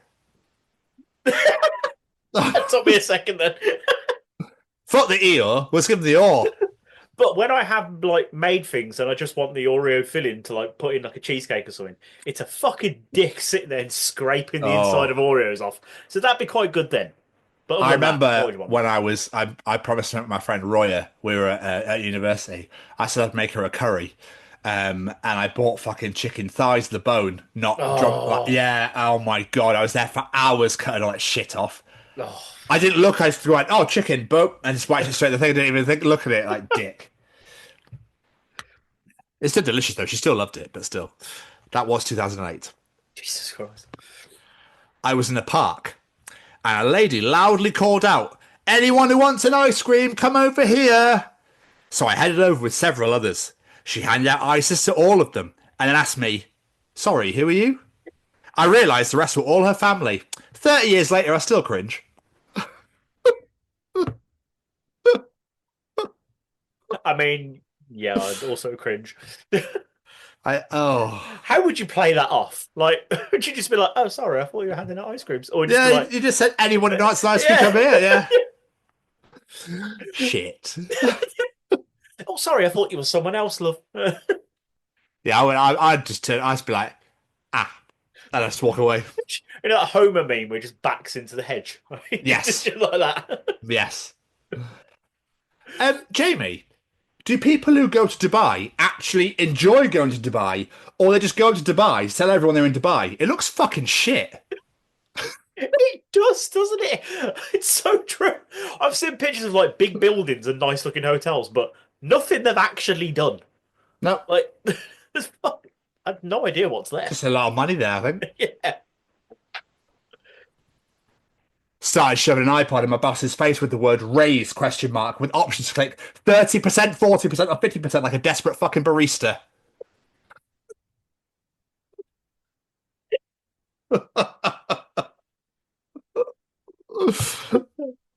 Oh, it's right there. If you'd like to give a tip, just press that button there. Yeah. Nope. Just give me a fucking raise. Yeah.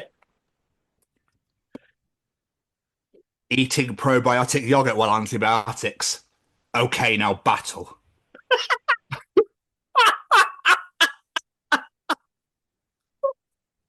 Fucking great. Oh. I think Duolingo needs to calm the fuck down. Duolingo notification. It looks like you missed your Korean lesson. You know what happens now? Emergency alert. Ballistic missile threat inbound. Seek immediate shelter. This is not a drill. With how dramatic that owl's been, I wouldn't put that past being true. I find that really weird, that owl shit that keeps happening. What's your streak now, by the way? Just out of interest? 1,007? Fucking Or 1,008 days? Yeah. Fucking hell. All I can tell you is that my dog never has a shower.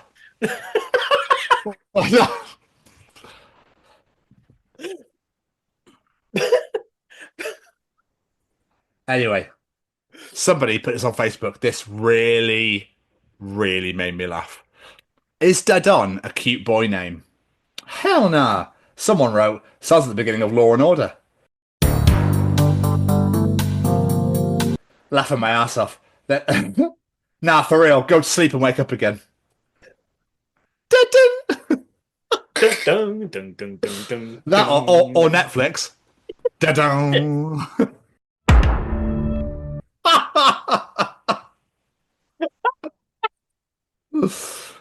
Oh. Oh, fucking hell.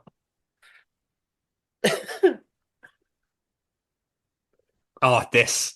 I don't know if you're going to hate this or love it. I'm not entirely sure. Oh, so you're a corporate emo. Oh, no, you mean a dashboard professional. Oh, fucking hell. That's like great and awful all at the same time. So good. I'll give you two more. And these two are just all sorts of excellent. To celebrate Easter this year, I'll be betraying one of you. That took me a second then.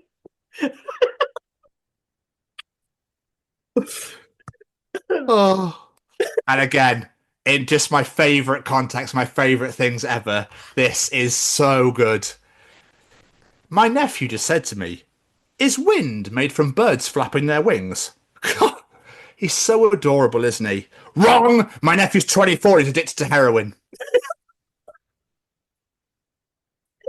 And that was another edition of Tom's Journal. Oh, fuck me. I love those ones that are just ridiculously they're fucking so stupid. good. I love them so much. Oh. Oh, fuck me. I still love more the daughter. I told Duck she cracked him and still walked into the bar.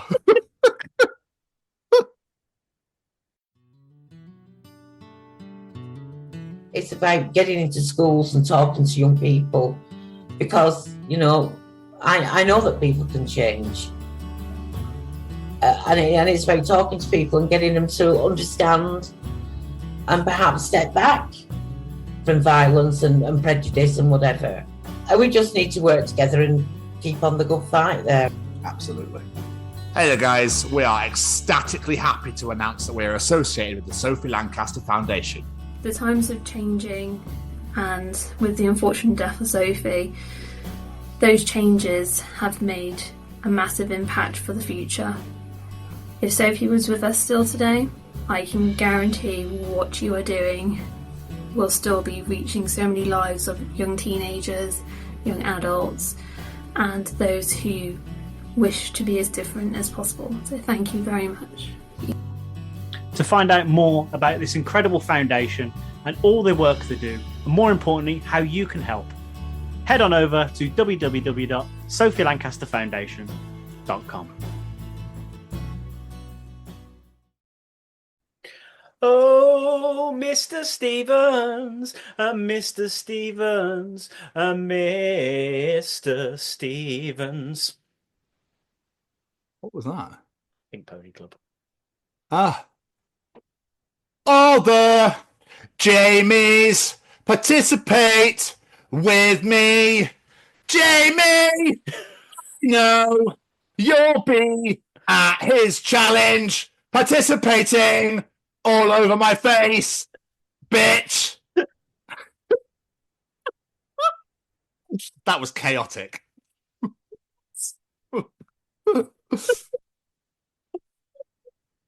Participate with me. Now it's time for you to come and participate with me. Oh, oh, oh. Jamie wants you to participate. Now let's participate, motherfucker.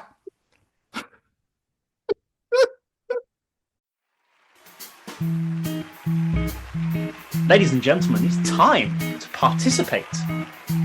Jamie's participation challenge. Fucking hell, I love this show.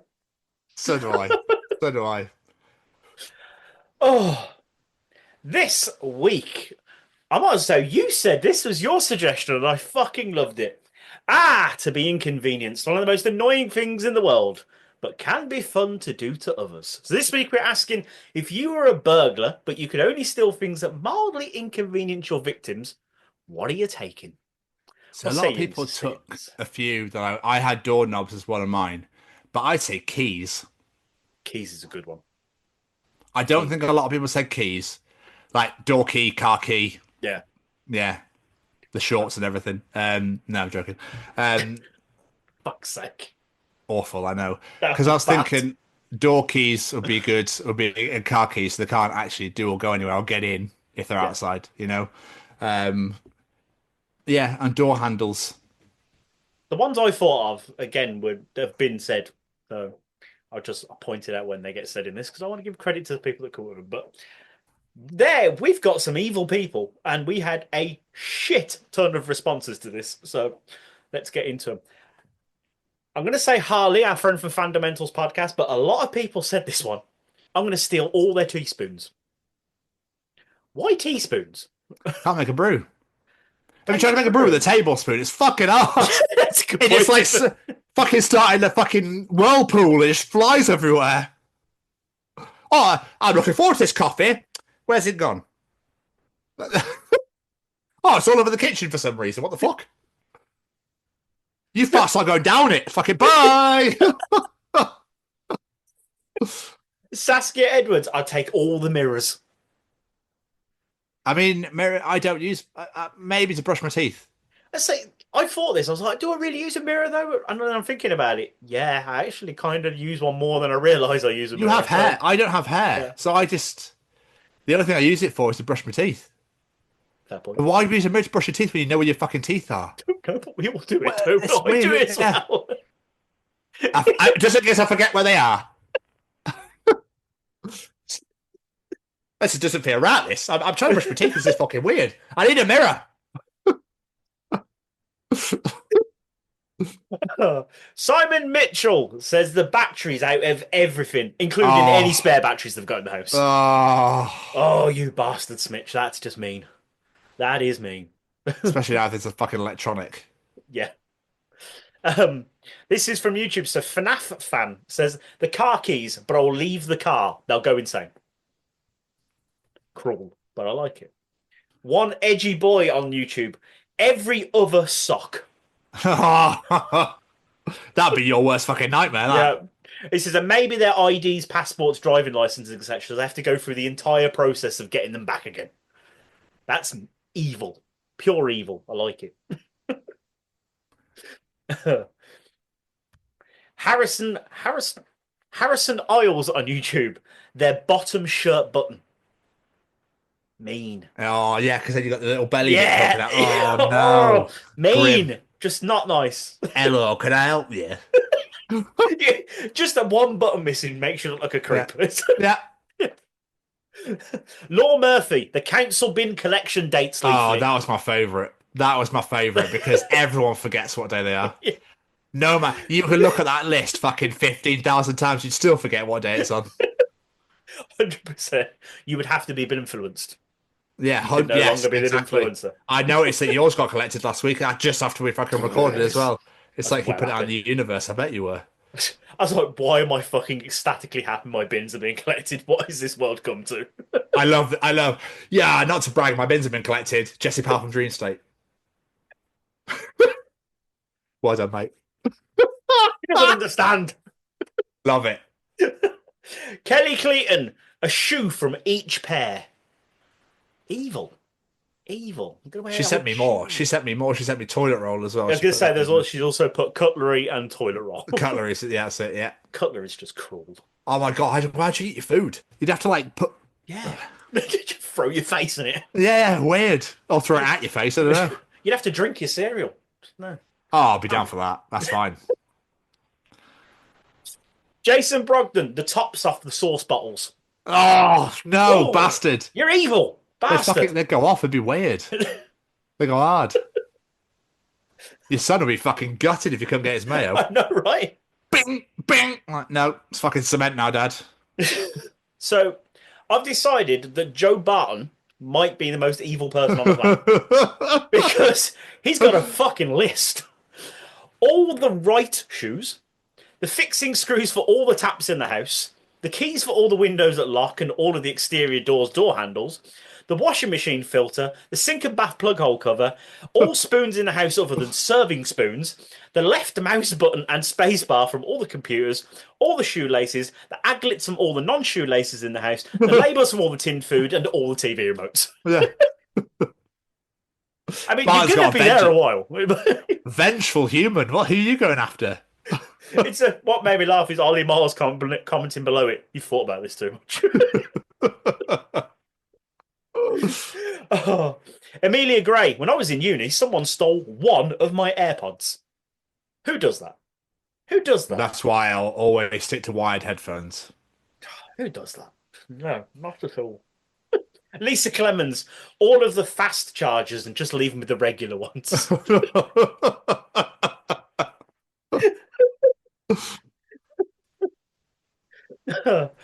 Nina Bryant Hewitson. The remote control, every fork in the house, and all the left socks. God, it sounds like my kids have already done all this to me before. Oh, yeah. Flashbacks. Yeah. Becky Westwood. This is pure evil. The base of the kettle. You can't do that to people. You can't do that to people. That is a massive inconvenience, though. Yeah. You see the kettle there, you're like, fuck yeah, cup of tea. Why isn't it working? No. Evil. Pure and utter evil. Tim Finch, toilet roll for sure. They sit down for a shit and then nothing. Evil. Get in the shower. That's what I do. Oh, fuck, there's so many. I'll give you a few more. Beth Louise on TikTok. Depends on their routine. Example, if they have cereal for breakfast, I'm stealing their milk. If they watch TV at night, I'm stealing their remote. So not only is she a menace, she's doing research. There's dedication to this. Let's thought about this, yeah. Yeah, that's even extra cruel. I'll give you two more. Wayne Ely, the plate from the microwave. Nah, bastard. What a bastard. Utter bastard. You can't be doing that. Just no. Utter bastard. Would it be alright? It'd be alright if it just sat at the bottom, wouldn't it? It wouldn't melt it. I don't know, but has anyone ever tried? Because it sits in that like funky rivet thing in the bottom of the microwave. It ain't going to spin.